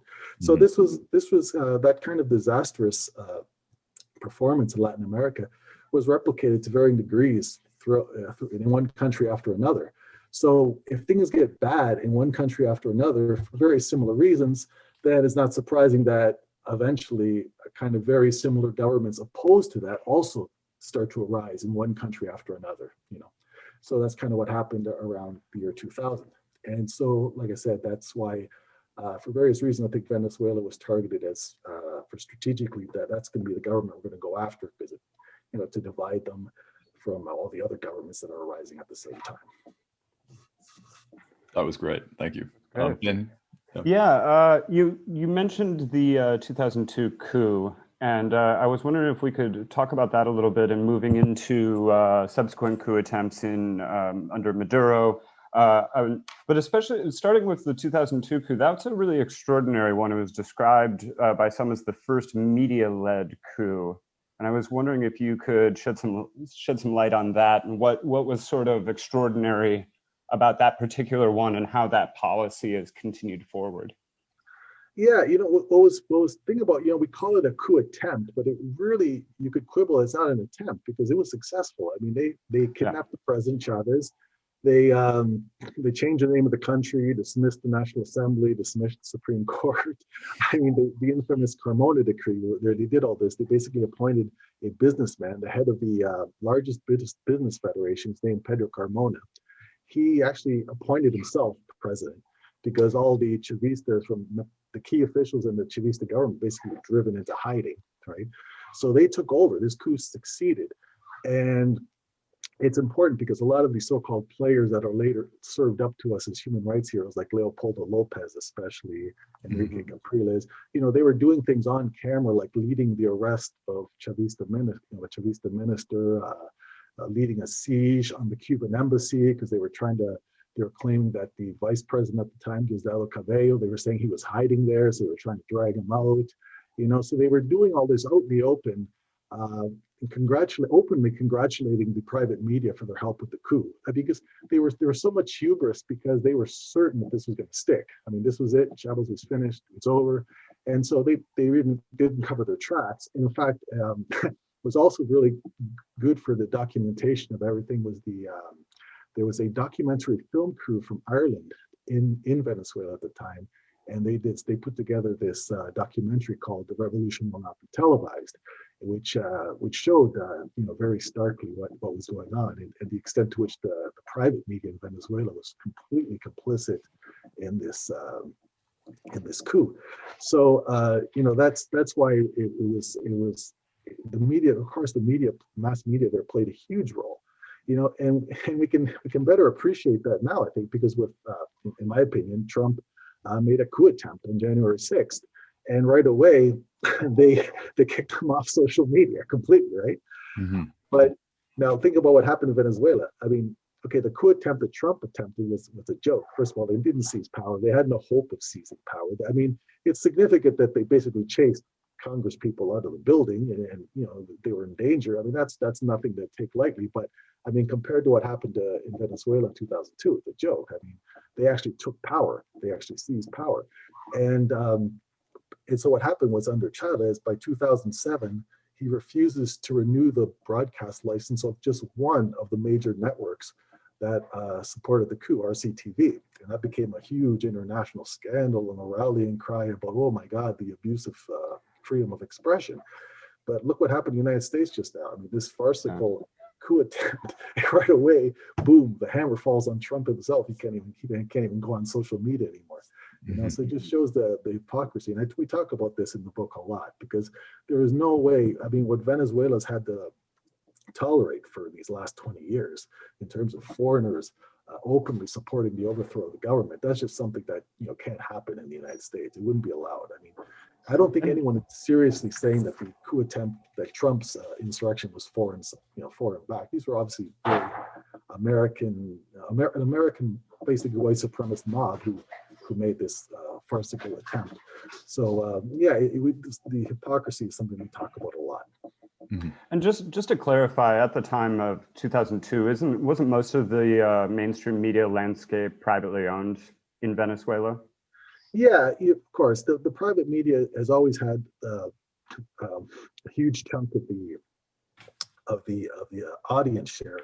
In fact, by 2013, we mentioned a study by the Carter Center, which is a very U.S. establishment organization. They did a study, and really the three big private networks had an audience share of like 70%. So even at that time, even with by that time, Chavez did a lot to expand public media to increase the share of the audience that can watch public media. But even by 2013, and we're talking 11 years after the coup, the private media is still dominant. And if you looked at, it gives examples of the actual coverage that they provide, and you can see that's extremely hostile to Chavez, to his government, and then later to Maduro. Yeah, this is something I always find funny with, because it's an obvious trope when you're trying to label someone as a dictator, is that they're controlling the media, they're completely running the media. But if you look at the facts with Chavez and Venezuela, it's just objectively not true. Yeah, and that's one of the, in my opinion, one of the most unforgivable distortions of the corporate media, of the international media in Venezuela, is that it can take some research and some digging to get into constitutional issues, political issues, economic issues. Sometimes there's room for lack of clarity or something. But how hard is it to just go to the newspapers, go to the TV networks, and just, okay, what's on? What are they showing? Yeah. Are they showing opposition or aren't they? That doesn't require in-depth research. That just requires a little bit of honesty. Mm-hmm. They really failed on that, or you can call failed or deliberately deceived. Favor the latter, if you ask me. Since we're talking about the media, and Joe, I know you have a ton of thoughts about this. You've written for FAIR, which is Fairness and Accuracy in Reporting. Can you draw any parallels between maybe your home media in Canada or the US versus someplace like Venezuela? Well, we get into this in the in the book is that, you know, how much opposition there is. You have to factor in also how much threat there is. I mean, imagine if a foreign country were actually threatening to invade you, incite a coup against you, strangle your economy. You know, how many newspapers or TV networks will be openly supporting that? You know, it's hard to imagine anyone would dare pop their heads up and say, we support that. You know, but in Venezuela, you see even the you know, we talked about the campaign a bit of Henry Falcone in 2018. You know, he doesn't blast the United. He makes all these appearances all over the private media and even on the state media, and he blasts Maduro government, calls them, you know, he calls Maduro the hunger candidate. You know, it says that he's bringing us nothing but hunger, he's making us into slaves, but he never blasts the United States, who's attacking, by that point, openly attacking his country's economy. He never attacked. I can't fathom a political leader in Canada or the United States failing to denounce foreign attacks on his own country. I mean, you know, they're openly strangling your economy, and you don't even say like, hey, you know, I reject that, or harshly reject that. It's just unfathomable. But that's kind of the reality that Latin Americans have to live with, is dealing with this fact that you have this huge power that in the United States that feels it has the right to overthrow your government, and it gets the support of other allies like Canada. Canada's right in there supporting this, and European countries, although they've backed off a little bit. You know, the recognition of Guaido, for example, they backed off on that recently. But it's a major challenge. So when you analyze media coverage, I think that's important to take into account. You know, because we don't face anything like that. That's actually one thing I want to talk about. Of course, we have to bring up Guaido, but I want to that road towards Guaido, how we finally got there. You know, obviously Chavez passed away, and we got Maduro. Can you talk a little bit about that transition from Chavez to Maduro and the weird recognition of Juan Guaido that occurred sometime afterwards? Yeah, well, after Chavez passes away, right at the time Chavez passes away, you know, the economy starts to struggle in Venezuela for a number. I like partly the mistakes of the government. You know, one consequence of the second coup attempt, which was an oil strike or oil shutdown, is that Venezuela went to an exchange rate system that eventually caused it a lot of problems around the end of 2012, right around the time Chavez died. So that caused a spike in inflation and a slowdown in the economy, but it didn't actually cause the economy to go into recession until oil prices collapsed at the end of 2014. So Maduro barely gets elected, actually, in April of 2013, and right away there's a violent street demonstrations trying to overturn the results of the election, saying there was fraud. And there's, you know, we go into all the evidence that was nonsense.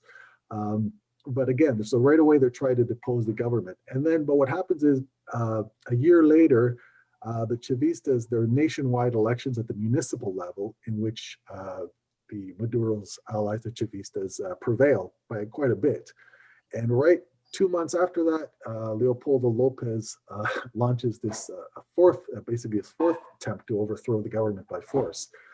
These violent protests in which about 43 people died, roughly half split between government supporters and opponents. So, and again, that's happening now. The economy is not doing great, but it's still progressing, still growing a bit, and Maduro's allies have just won major elections. So, I mean, that's important to note, is that they were kind of still doing well politically and economically, at least not doing horribly, and still they launched a second coup attempt because I think they felt that there was vulnerability there, and that they still couldn't win in elections, and so that's this coup attempt happened, and then shortly after that you had this major collapse in oil prices, and that's when Venezuela entered into a really, really bad economic crisis. But by 2015, now really the Obama administration ramps up this attempt to demonize the Maduro government, and I think it's partly because they were in trouble economically, and so that gave them an opening to be even more aggressive. I mean, Obama declares Venezuela to be an extraordinary threat to the national security of the United States. I mean, that's the official language they use to impose sanctions. So in 2017, Trump dramatically escalates the severity of the sanctions. And we talk about the horrific impact of that. So the Trump sanctions, you can link, because they're so much worse than Obama's, you can link them to tens of thousands of deaths because of its impact on the economy. Mark Weisbrot and Jeffrey Sachs did a study that talked about this, and they only looked at the period from Trump's imposition of sanctions in August of 2017 till the end of 2018. So that only covers that short period, and they can already link it to tens of thousands of deaths. And what happens with the recognition of Juan Guaido in January of 2019, that becomes the pretext to keep intensifying the sanctions even more. They keep, making it worse. And I mean, months ago, they even seized, Iran sent gasoline supplies to fuel supplies to Venezuela, and the United States actually seized them and sold them. I mean, it's just an act of piracy. I guess that just above and beyond, what you expect a civilized government to do. It's just amazing. So so it's been a continuous escalation. Now the thing is, with this escalated vilification, demonization of the Maduro government, what they decided to do in 2019 was to say that, okay, there's a provision in the Constitution that says if the president is absent or medically unfit or whatever, that the head of the National Assembly can declare himself interim president. So it really, I mean, if you read opposition people, even they'll know that argument is not even good, right? But the United States seized on that and said, we're going to say that's the grounds for recognizing Juan Guaido as interim president of Venezuela. It's just preposterous. Can you imagine Venezuela recognizing Pelosi as president, just saying something? It's just totally ridiculous. But that's what they did, and it mattered because it became the pretext to keep escalating sanctions and openly try to incite coup attempts. John Bolton and Marco Rubio especially, tweeting at the high command of the Venezuelan government, trying to get them to resign, threatening them. Yeah, bringing in Elliot Abrams. Oh my God. Yeah. The Elliot Abrams thing, that's really, to me, was really demoralizing because, like I said, I got politicized in '79 around the time that Reagan, shortly before Reagan took office. And then, of course, Elliot Abrams was one of Reagan's key officials that he would, trot out on TV shows like Nightline with Ted Koppel to whitewash the atrocities that they were supporting throughout Central America. And he was so shameless and he was so aggressive about it. And like Alain Nairn said in Democracy Now!, he talked about the fact that, the Democrats were always that they brought out to debate him were always so pitiful, because all Abrams would have to do is say, well, would you want communism? And they'd, of course we don't want communism. Yeah, right. And they'd totally back off confronting him on just horrific policies. So, I was telling people, if you go back in time and tell teenage me that, guess what? In 2019, this guy's gonna be back in office, basically going about the same stuff. Yeah.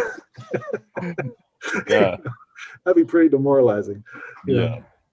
So, so it's really amazing that they resuscitated that guy. He's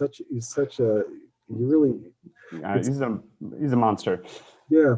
I wanted to mention, like, in relation to the blockade, when I was doing some look into this, I do remember that the U.S. refused to grant refugee status to Venezuelans whilst they've been ramping up the blockade, ramping up sanctions.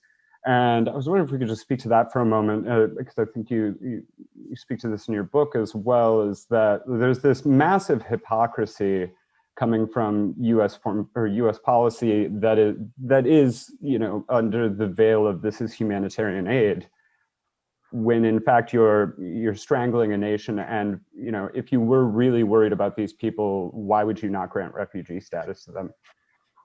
Yeah, well, grant refugee status, but also just stop the sanction, because that's the easy one. But yeah. Well, the about migration now. there's been a lot of really fishy stuff going on with the UN's, some of the UN's numbers on migration, even on child mortality that I've written about a bit. For instance, if you look, just consider UNICEF.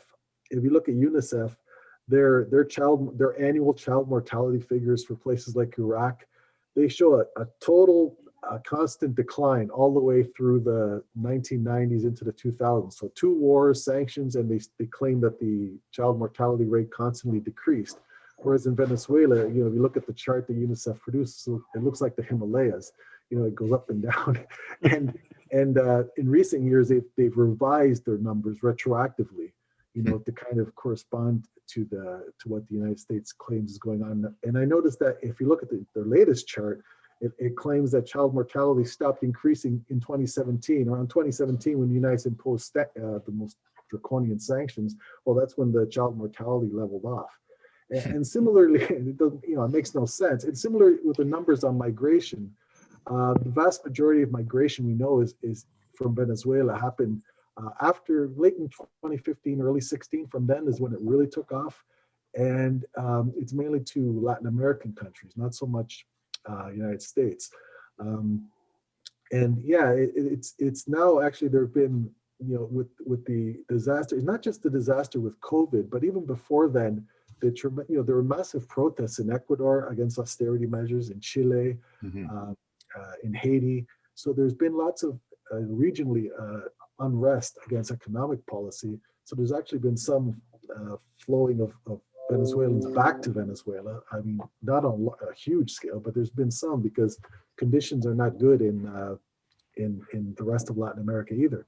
But yeah, so the numbers that they've been floating for migration, I mean, there's definitely been large scale migration, but it's you got the numbers are suspect in my opinion. One thing I wanted to bring up is kind of thinking about like the internal politics of Venezuela.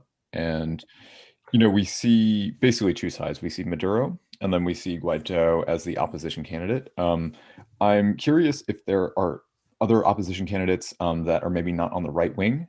And then two, does this media focus of Maduro being the sole government kind of figurehead versus Guaido, does this empower Maduro in any way? Does this, by him using the anti-American rhetoric, things like that, does it end up having kind of like a boomerang effect where it actually empowers him more than destroys his credibility?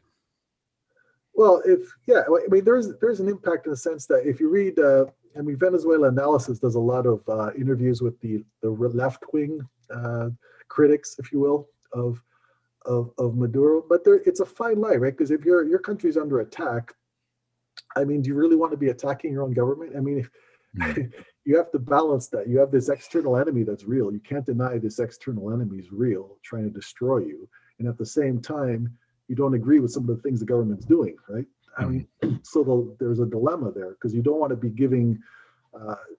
be inadvertently helping the foreign power crush your country, and at the same time, you don't want to be giving the government because no government's perfect. You don't want to be giving a government a pass on everything either. So it's a hard situation for the critics on the left, because I mean, any government is going to, for good reasons or opportunistic reasons, is going to focus on the external enemy, especially when it's an external enemy as powerful as the United States. That's going to be the focus. Hey, our priority is defeating them. Okay, so why you guys complaining about us?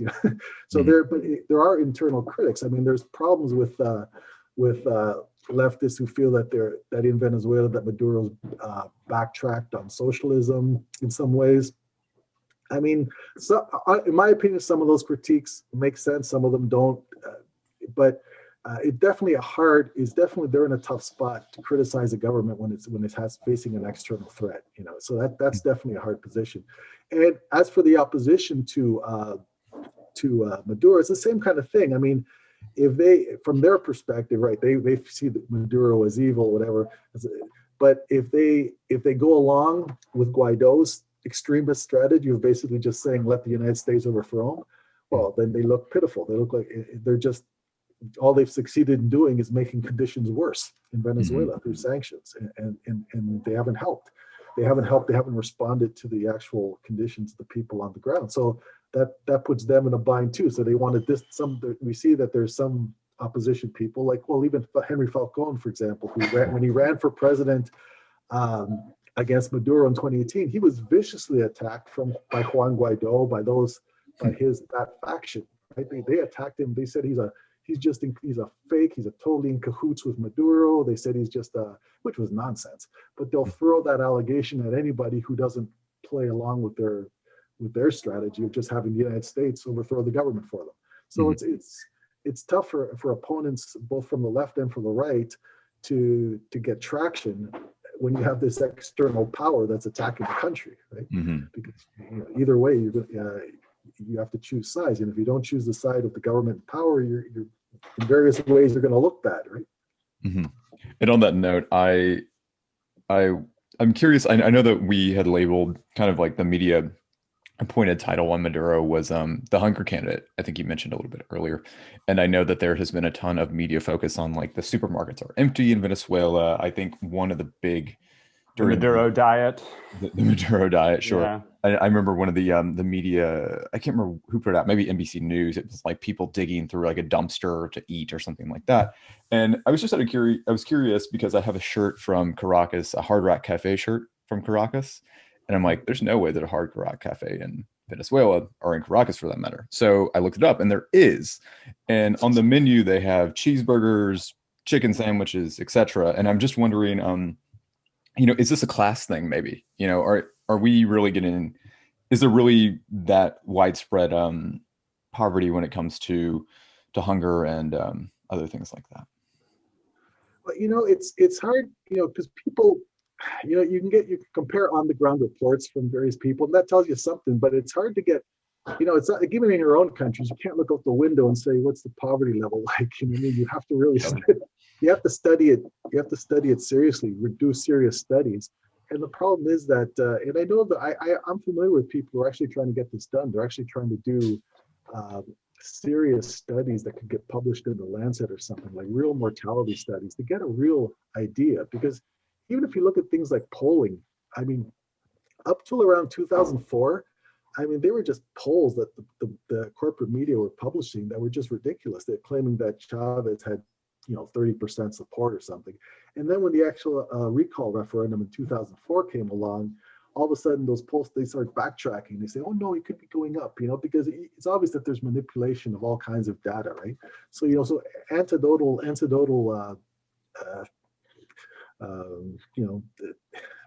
evidence can be very misleading, right? Even from the United States, you can go certain regions, film it and say, wow, these people are just living like kings over here, right? But to get you need serious study to get a real representative idea. And I know people are trying to do that, but it's very hard because it's everything so, just to get the most basic truth, like like I was talking about the media coverage, the fact that yes, the media is not shut out to the opposition. It's incredibly open, especially when you consider that they're under this foreign threat. So just to get that level of truth is very difficult. So the issues with poverty and deprivation, those can be tricky to study, even in advanced countries, because there's a lot that can be hidden, right? Absolutely. I want to come back to Biden's foreign policy towards Venezuela, but I want to talk about some other contemporary coup attempts that actually did go through, and I'm talking about Bolivia. Can you talk a little bit about what happened there? So give us some context, as well as the OAS and how they play a part in Latin America and whatever influence they have with the United States as well. Right. Well, yeah, we talk about Bolivia and the coup because it's a very striking example. Because even on the left, people will bash Maduro, and we're critical of Maduro for his errors, in macroeconomic policy. Around 2013, he had a year and a half of high oil prices before they plummeted at the end of 2014. And in that period, we argued that he should have made adjustments. In fact, he should have introduced the kind of exchange rate system that Bolivia used very successfully. Because under Evo Morales, Bolivia's economy has done great. They've maintained a very stable currency.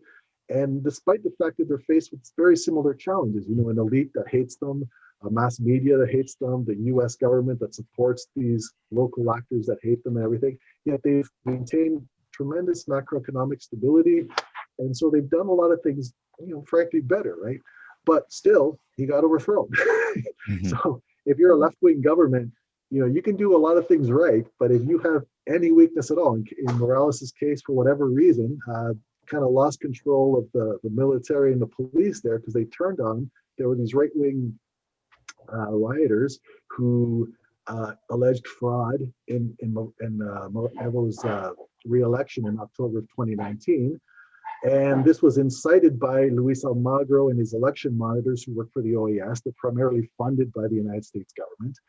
And they made these outrageous claims about the election. They were lying about the election from day one. They were saying things about the trend in voting, that it was inexplicable and drastic. And the Center for Economic and Policy Research did tremendous work right from day one, saying that's nonsense. Anybody who knows anything about elections knows that there's nothing unusual about the trend or the way it changed as the electoral results came in from more Evo supporting regions. His share of the vote went up. Mhm. There was nothing unusual about it whatsoever. In fact, when democracy was restored in October of 2020, you saw exactly the same thing. As the election results came in, the share of Luis Arce's vote went higher and higher because the rural areas reported late because they take longer to get counted. And it was very basic.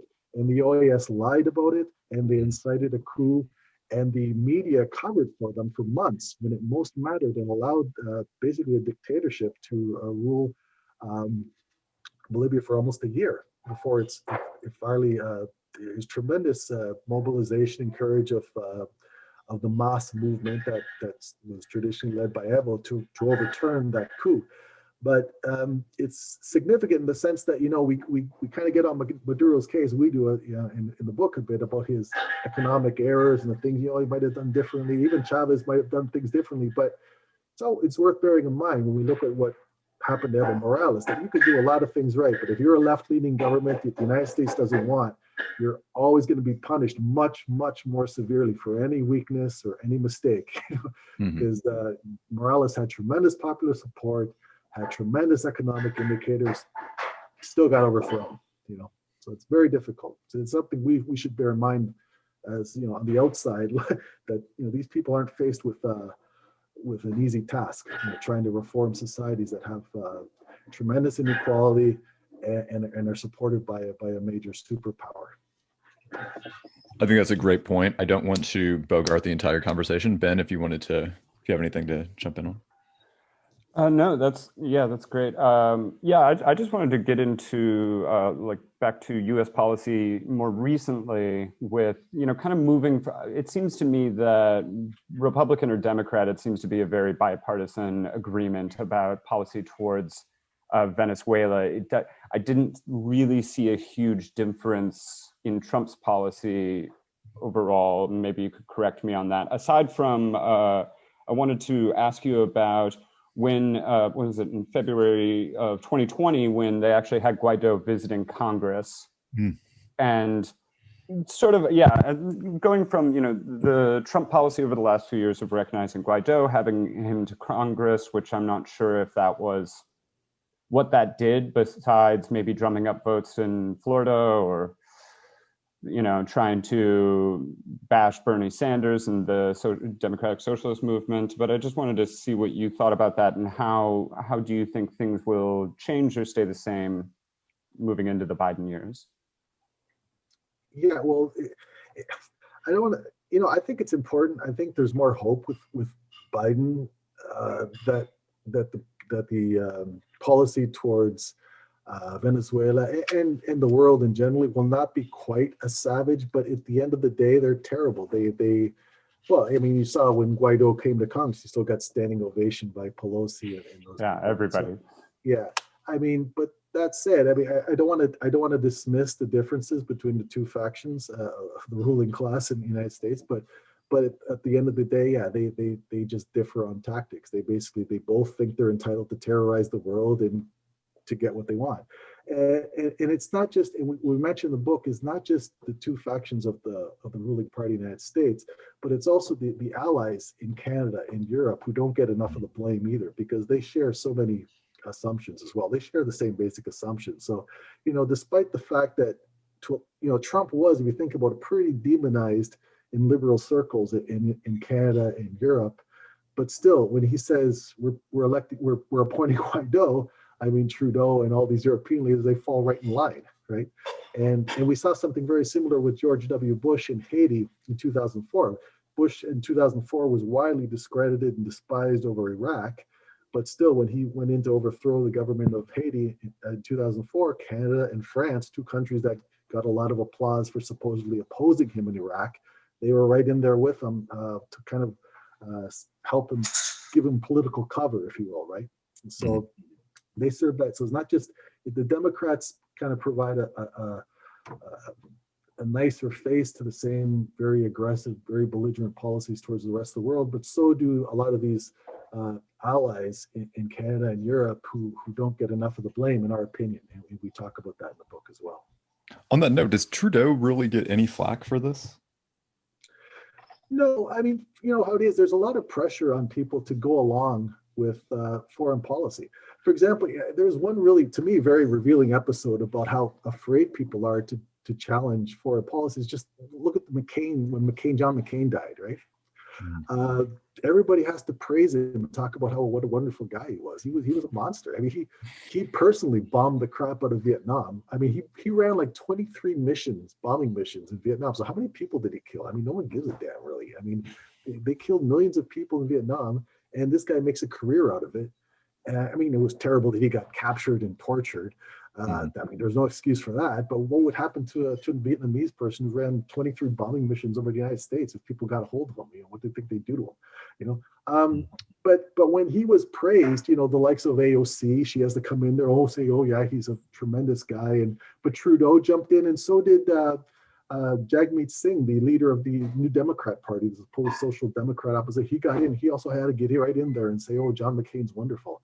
You know, it's like this. It's a kind of like a loyalty oath thing with the elites, not just the United States, but also throughout Canada and Europe. They really are on the same page on foreign policy, and it's really hard to break through on that. So even the more progressive people feel that no, they have to, on foreign policy, they have to toe the line. So that's kind of what our book is trying to do, is say, look, we have to pressure people as best we can to say, no, you can't do that. It's a monstrous contradiction. How can you trust politicians to bring about any modicum of social justice in your own country if they basically are complicit with terrorizing people all over the world? On that note, sorry to just jump in on this real quick. On that note, wasn't there something about gold impounded in the UK? Something about Venezuelan gold? Yeah. Can you talk about that a little bit? Sure. What happens is there's about a $1 or $2 billion worth of gold that belongs to the Venezuelan government, and that they wanted to Maduro's government wanted to repatriate to Venezuela for, you know, and sell it, whatever, to cover its costs. And the UK government refused to, the central bank, the Bank of England, refused to release it because its policy was that Maduro is not the legitimate government of Venezuela. Now, recently Guaido's lost a case related to that, where they're trying to battle with over control of that gold, but it still hasn't been released, and I guess it's being appealed or whatnot.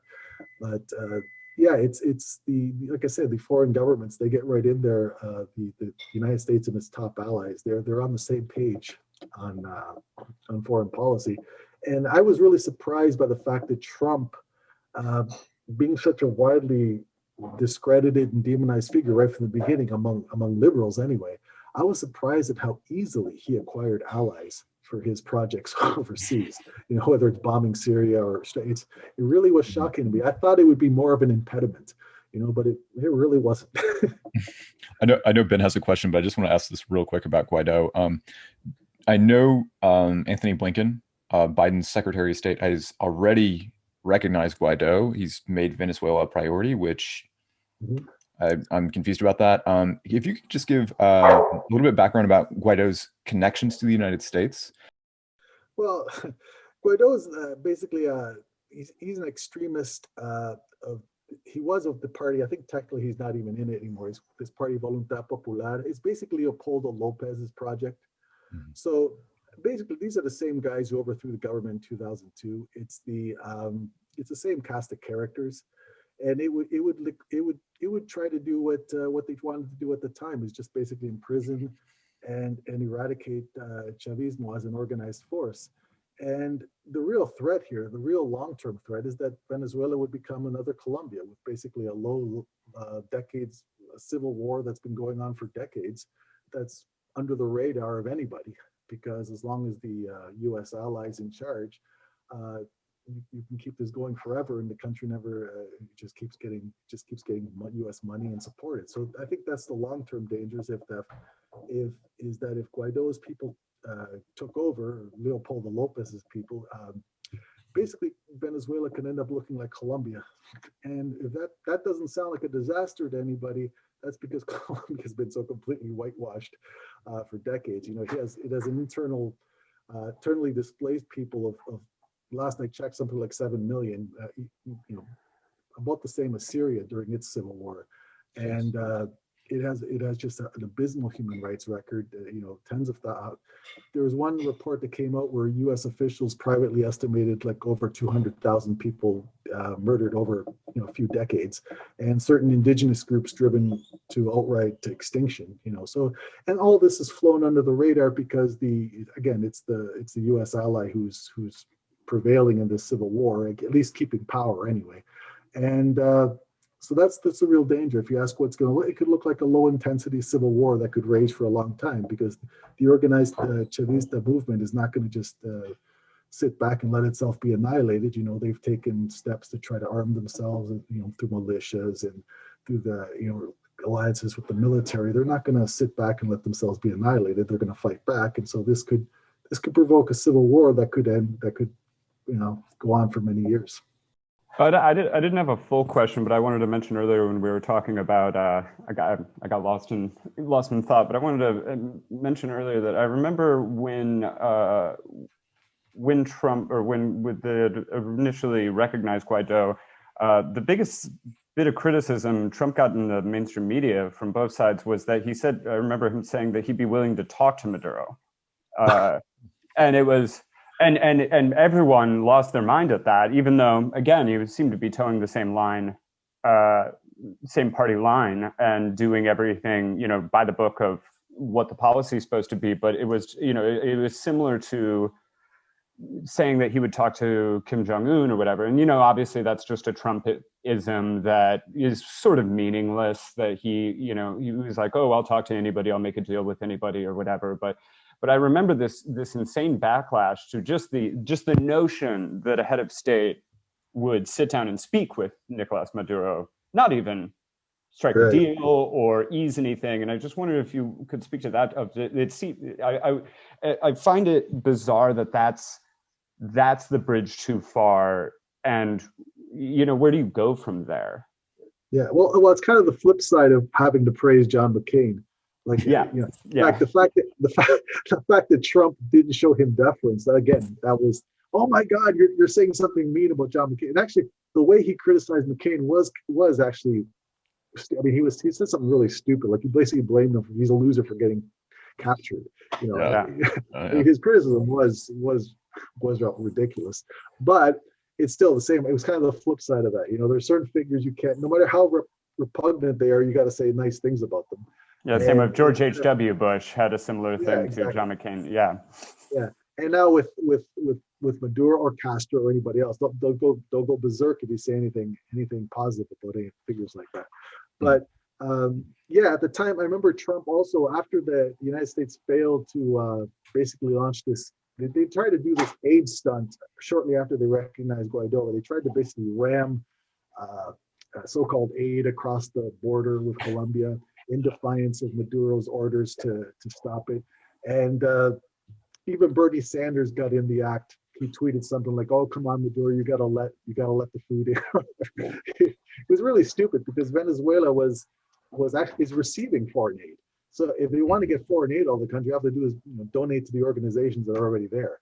But they wanted to ram it through the border to basically to get the military to defy Maduro, and it didn't work. And shortly after that, Trump said something to the effect that, well, yeah, that Maduro is a tough cookie. Like he's not, he kind of said something to the effect that, hey, this guy's not a pushover. I thought, because I'm convinced that Trump thought this would be slim, easy pickings. Based on what people were telling him, he thought, oh, we'll have this guy out of here in a few weeks, right? And then he realized, oh, hey, this guy stuck around, So he says, because he's not very bright and he's lazy. He's all the negative things people say about him. So he basically just says like something like on Fox News, they called him a tough cookie, and he's pretty tough, said some kind of flattering things about him. And yeah, people lost their minds about it because you're not supposed to say stuff like that. But I think he lost interest in the policy too. It's because he realized it wouldn't be a cakewalk, right? And but nonetheless, he's still. The easiest thing for them to do is just ramp up the sanctions, just strangle the economy, because that's something they could do, and that's something that he did. Well, speaking to laziness, I did want to ask you, we had mentioned before we started recording, but I did want to ask you about Operation Gideon, just because I wanted to see your read on it. I remember looking into it when it happened last year and finding it to be very humorous and kind of farcical. Not kind of, completely farcical, and I wanted to see what your thoughts on that was. Like, is it just policy now that we attempt a coup every 2 years, no matter how harebrained and terrible the plan is, or what were your thoughts on that? It's hard to say. I don't know. It looks like Pompeo said we were not directly involved. I mean, he didn't even bother to say we weren't involved. He even said we weren't directly involved, which is basically saying we're involved, but the only thing up for debate is how much support we gave it.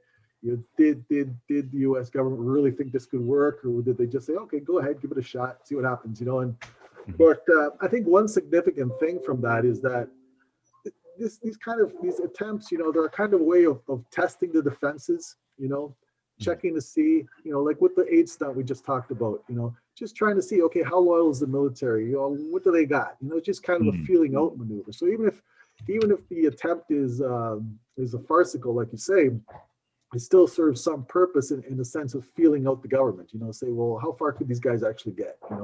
And right, they and didn't get very far. them a bit. They were basically disarmed and humiliated by some armed fishermen, Yeah. because Venezuela's a heavily armed populace, right, with the tremendous violent crime we've had even before Chavez first was elected. So it's and they're, like I said, they have militias and they're kind of prepared. They're not gonna just let themselves be annihilated by the Guaido and his forces, right? So you could, even if those people took over, like I say, you could see a very long running civil war in Venezuela, like you have in Colombia. So it's hard to say how much there was definitely involvement, but these people aren't very. They have so much hubris. So, like you look at the 2002 coup where they're saying all these things out in the open, and then it all gets reversed, and they end up holding the bag for forever.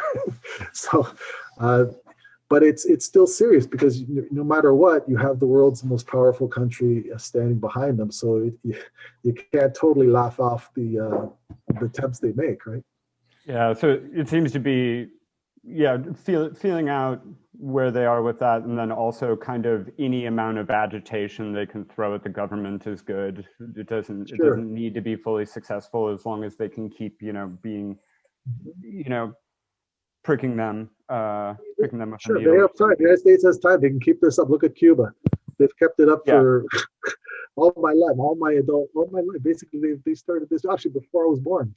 They started doing that to Cuba. So yeah, they're still at it. That's one thing I wanted to. Or go ahead, Ben. No, yeah, it just seems to be almost that there isn't an end game at this point. Like they know that none of this is going to work, but they're going to keep, sort of the definition of insanity as we know of. But it doesn't seem to be an end game. It's just policy. It's just what we do. We agitate. Especially when there's no opposition. If there's no cost. If everybody from AOC to Sanders to Justin Trudeau and the Europeans, if they're all basically on board, just quibble about the details, well, there's no real cost to just keep going. keep going. Right. You don't expend any political capital by doing this. Well, that's one thing that I do want to talk about, and I just want to mention with that blockade, that humanitarian blockade. If you all remember, there was that concert sponsored by Richard Branson. Oh yes. Yeah. That was pretty. Sure.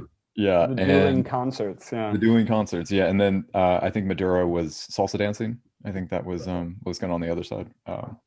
Anyways, just had to throw that in there. I don't know if y'all remember, but one of the so-called humanitarian aid convoys was set on fire, and it was blamed on Maduro followers when in fact it ended up being I don't know if it was contrived. I don't know if I don't know who got the exact blame, but it was intentional at the very end of it.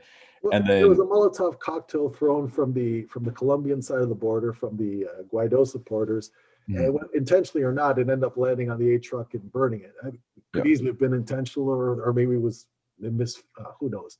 But bottom line, they set it on fire, and thankfully the gray zone exposed that as because there was a lot of people running with the lie that because this is going to make good headlines, right? Oh my God, Maduro, that's saddest. He's burning aid at the border. Yeah.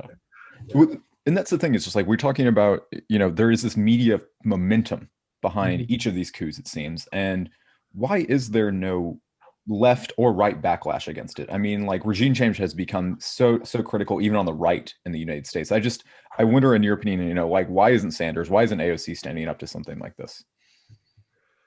Yeah, I think it's the fear of the media, and they don't think they don't seem to think that it's worth their while to take a stand on it. It's just pure political calculation that it's easier to just go along. And the point I would make is that politicians with that mindset, they're not going to deliver for you on anything else either, in my opinion. I don't think the kind of politician who caves on that front is the kind of politician you can rely on to deliver for you domestically either. I think you need to pressure to create space, to create awareness, which then creates space for more principled people to emerge as leaders who will say, you know what, John McCain was a bastard. We'll say Maduro's democratically elected, and say, and even if he wasn't, we don't have the right to terrorize countries because we don't like their government. Even if the government really were a dictatorship, if everything they said about Maduro were true, U.S. policy would still be morally bankrupt. And you don't have political leaders willing to take that on. In my opinion, they can't be trusted to do anything else either. I don't think they have the moral fortitude to do anything else. So, that might be a great note to end on. Ben, if you have anything to say. I think that's a great place to stop. Joe, I just want to say thank you again for coming on. I think it was a very very substantive discussion. I do want to ask, I know you're an engineer in your off time. Is that how you chill out from reading about politics? Your full-time job? That's my job. Yeah. That's how I pay the bills. Yeah. We should also, could we plug the book? The book, what's the name and where can we find it? Yeah, it's being published. It's forthcoming by Monthly Review. My co-author is Justin Poder. He's a professor at York University. It's called Extraordinary Threat, the Empire, the Media, and 20 Years of Coup Attempts in Venezuela. And it's forthcoming and tries to set things straight on all this amazing media campaign against Venezuela. And can you tell us when it'll be out and where we can get it when it's released? Through Monthly Review. It should be out around June of this year. That's what I'm told. Awesome. So thanks so much, guys. It's been fun talking to you. Hey, Joe. Thank you, Have Joe. a good one. Take it easy. Take care, guys. Bye-bye. Okay.